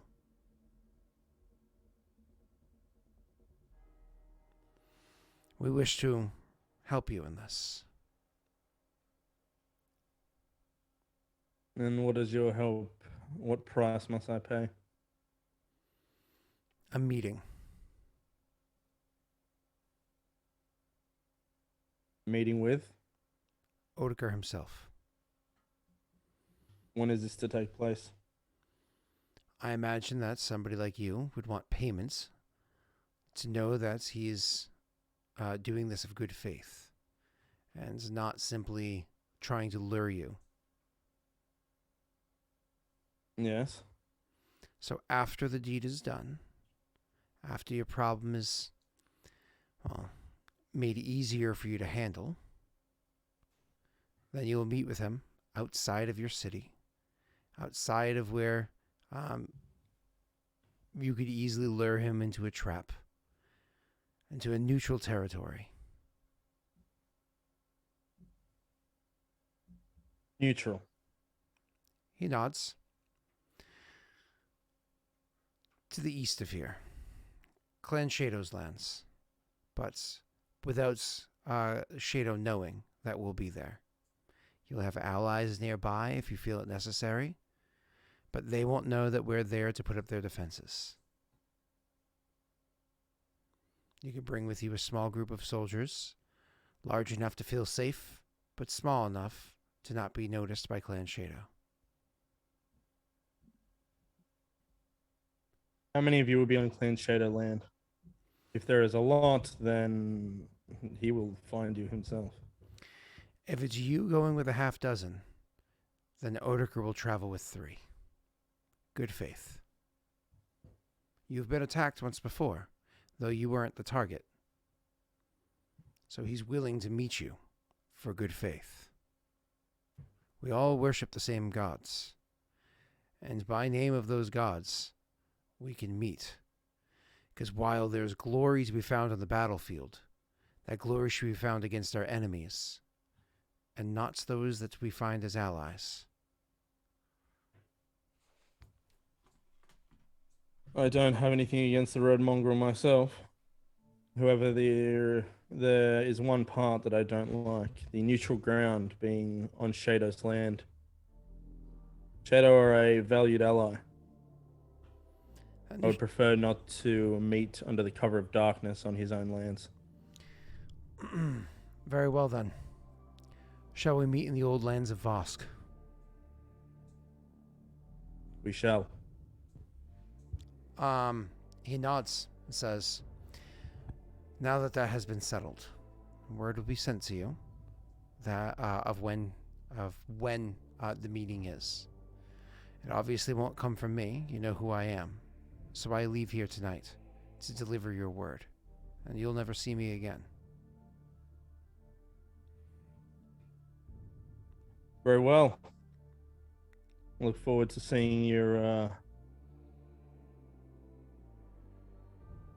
They're mounted warriors, right? Generally speaking, yes. Yeah. I look forward to seeing how your Kamatori stack up. He smiles and says, send your representative. Make your grand stands against the enemy to the south. I believe it was the big woman that was going to go. I was thinking of going myself, He, but with your help now, he shakes his head and it says, can be avoided. I would, yeah. He shakes his head and says, I would not presume to tell a warlord what to do. Yeah. All right. All right, I'll bid him goodbye. He gives I a believe. deep bow that holds for several seconds. And he stands up and says, Warlord, I'd like to express my gratitude and leaving my head intact. Bows one more time, and then he turns and leaves. All right, we'll let him go. Okay. Next morning, you have your meeting with your people. Yeah. So what was his proposal again? I have to still send someone down. Mm-hmm. And what they'll aid me. Oh, yeah. All right. Who are we sending? Were we sending Urzog? It's up to you. Urzog or Maribel. Arunda. Maribel. All right. So how does this change the thing? Is it just make the role? Is it a different role or is it? Oh, it's way the fuck easier. So, because do your RP the next morning first. So you meet with your council and you have your people with you. So everybody meets up. And I don't know if you want to start the meeting. You let any of them speak first. I'll start the meeting and I'll look to Irithel. Okay. Irithel, I had a visitor last night. He nods. Are you aware? My apologies, Warlord. I don't make it my business to spy on your business. Oh, well, it was a spy for the Red Mongrel. That, of course, gets everybody uncomfortable. You say that in front of Shado and Kushibashi as well? Yeah. Okay. I'm not hiding it from them. I'm still going to tell them. I'm just making sure. What's going on? Yeah. He looks at you and says, what happened? I've seen him before. There will be another. Try and locate this one. He nods, says, I will. Truth be told, He's made us an offer. he stops what he was saying.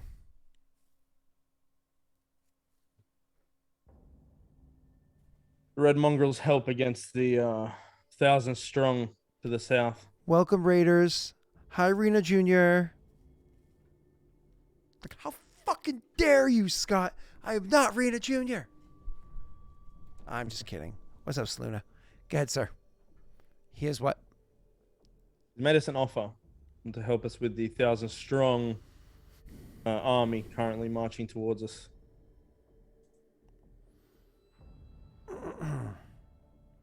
Do Tessel or Shado or Kushibashi say anything? No.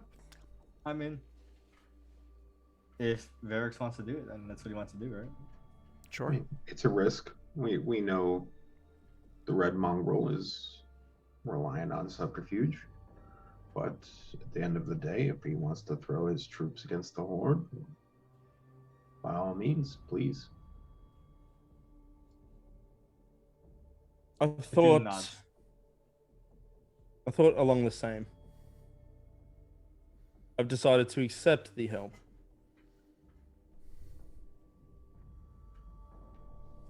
He'll look around at his own advisors if any of them decide to input anything. Just looking at your list real quick.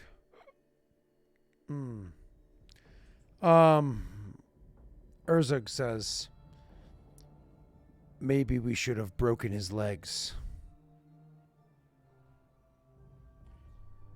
If we found out who he was before he made his offer, maybe we would have. He nods and says, but now that we know who he is, we should have broken his legs and beaten all the news out of him. Who are the others? Where are the others? Where do they hide? When do they hide? We could have destroyed them. Then we would not have had his troops. Aurorum says, this is a blessing from Vroga. This is good sign. Battle, it is inevitable. But now at least we could potentially have another brother at arms. Fucking accent. We could. There is always the there's always the chance it is a trap. The question is the trap potential any more dangerous than the current circumstance? Basically. Zal would chime in and say, well, it is the destiny of the Ashen Orc, generation after generation, to lead a united group of Karok into battle. Perhaps this is your destiny presenting itself in a unique way. Amara would say, every Ashen Orc has a different destiny and calling.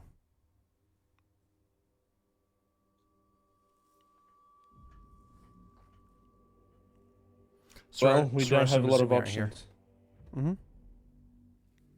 There are 1,000 strong Karok at our doorstep. And it is time we respond. Okay. Miranda says, "Have you made your decision, Warlord? Should I head out now?"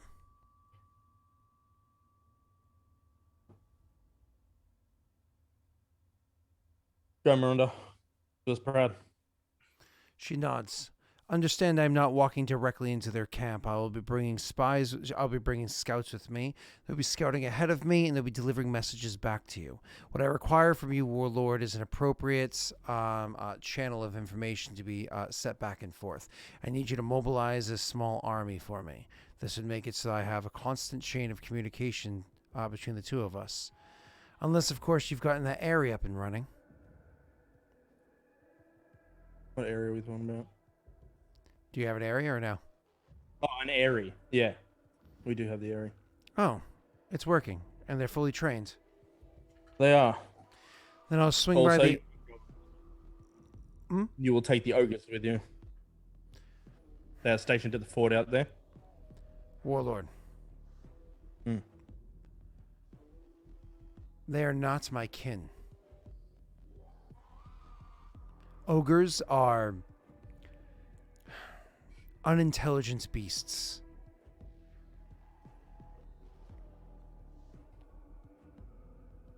So who would you like, Miranda? Handful of Karok. She You actually shall points. have it. She actually points at Cursus and says, "I'll take her." Cursus looks. Hmm? She looks at Cursus and says, "It's been a while since you've eaten flesh that you've earned in combat." Cursus nods appreciatively and says, "I'll take her." Eric's nods. I'll have a handful of others. I'll select them myself. I'll leave immediately. You'll receive birds. Nods again. That'll be done. They're like little chickadees, barely able to carry a tiny message. Or no, better yet, what do you call those bin rats? What do you call them? Ibises, the bin chickens. Yeah, bin chickens, ibises. There you go. It's just ibises. Clendencio is an area of ibises.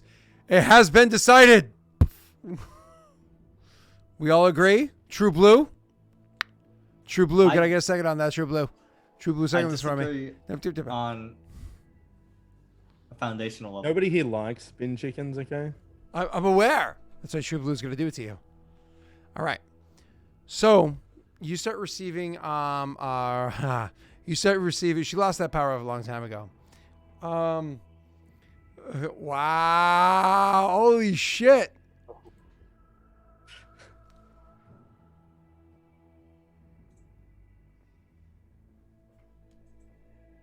Sorry. Did I hear the dog? Give me a second. I think I'm giving you a event, Jake. Why? Tesla might be. I've stopping. had like 10 events. I've No, done 50 I- rolls. I don't know if it's gonna be a roll event, but Tesla stopping by on his way back to discuss some matters with you. Nice. I don't know how much you heard or how long you were there for that conversation. Also, Viking, that was so good. I have nothing to come back at you with. I'll accept defeat in that one.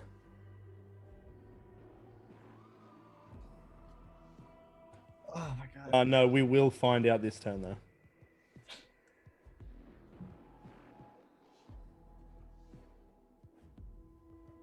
So, is your aura coolly busy?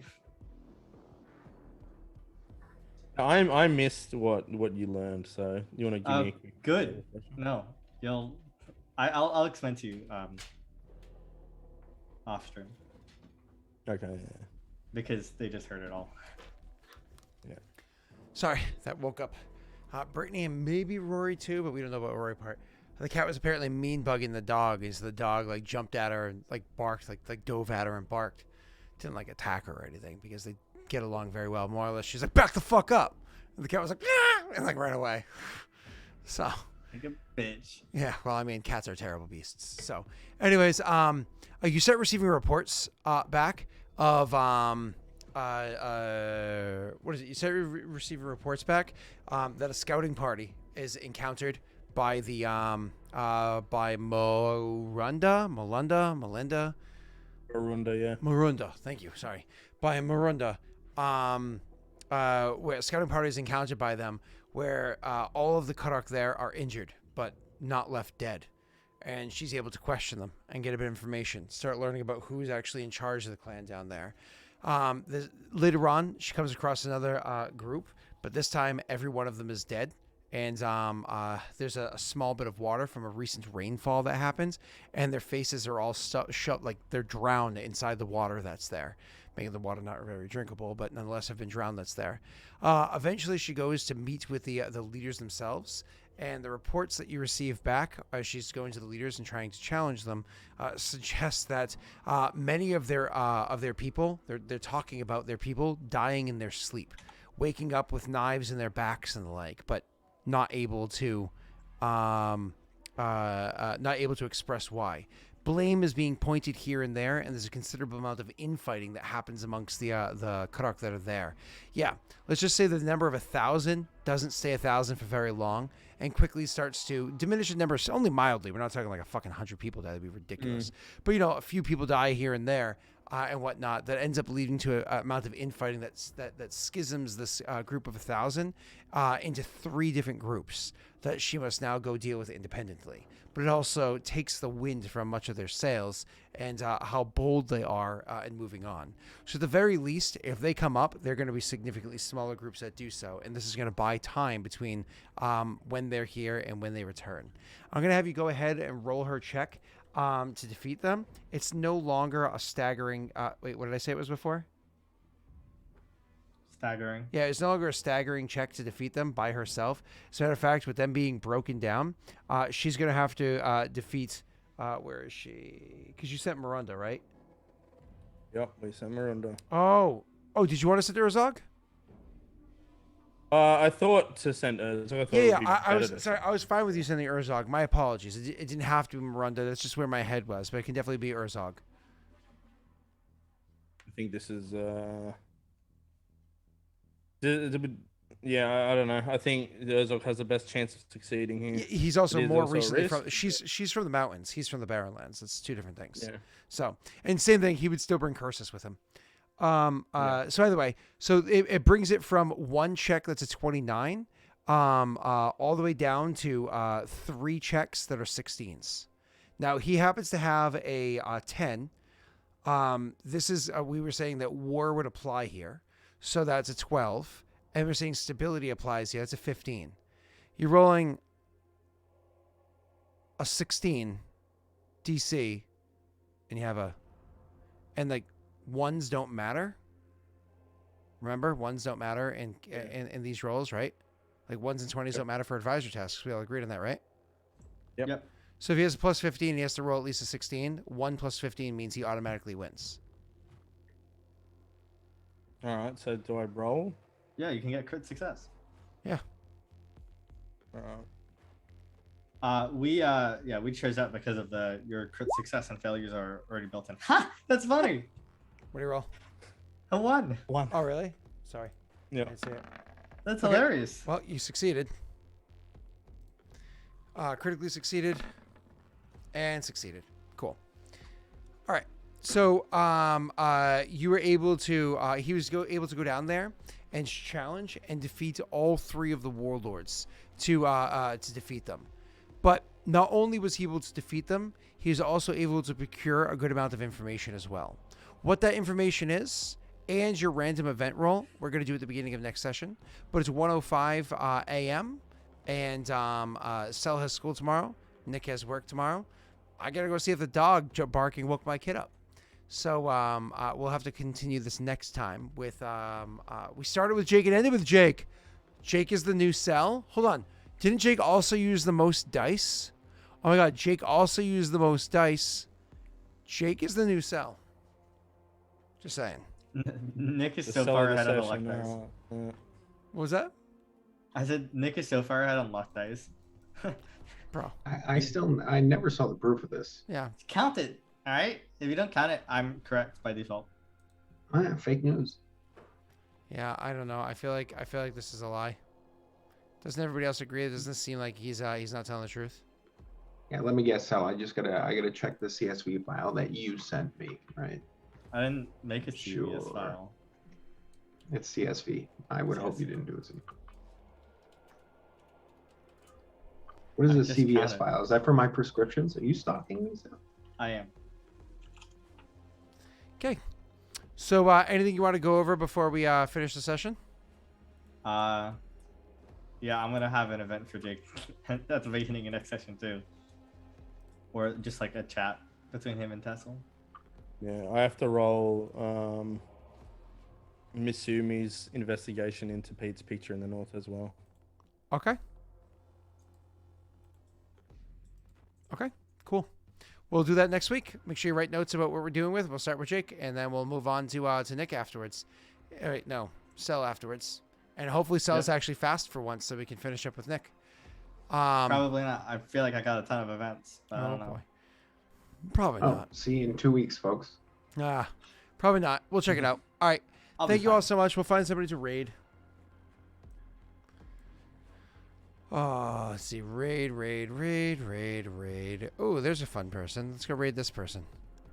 And they're playing Elden Ring. I hear that's the game that's really fun. I hear that if you try really hard, you can Will Smith the rock monster. So, bye.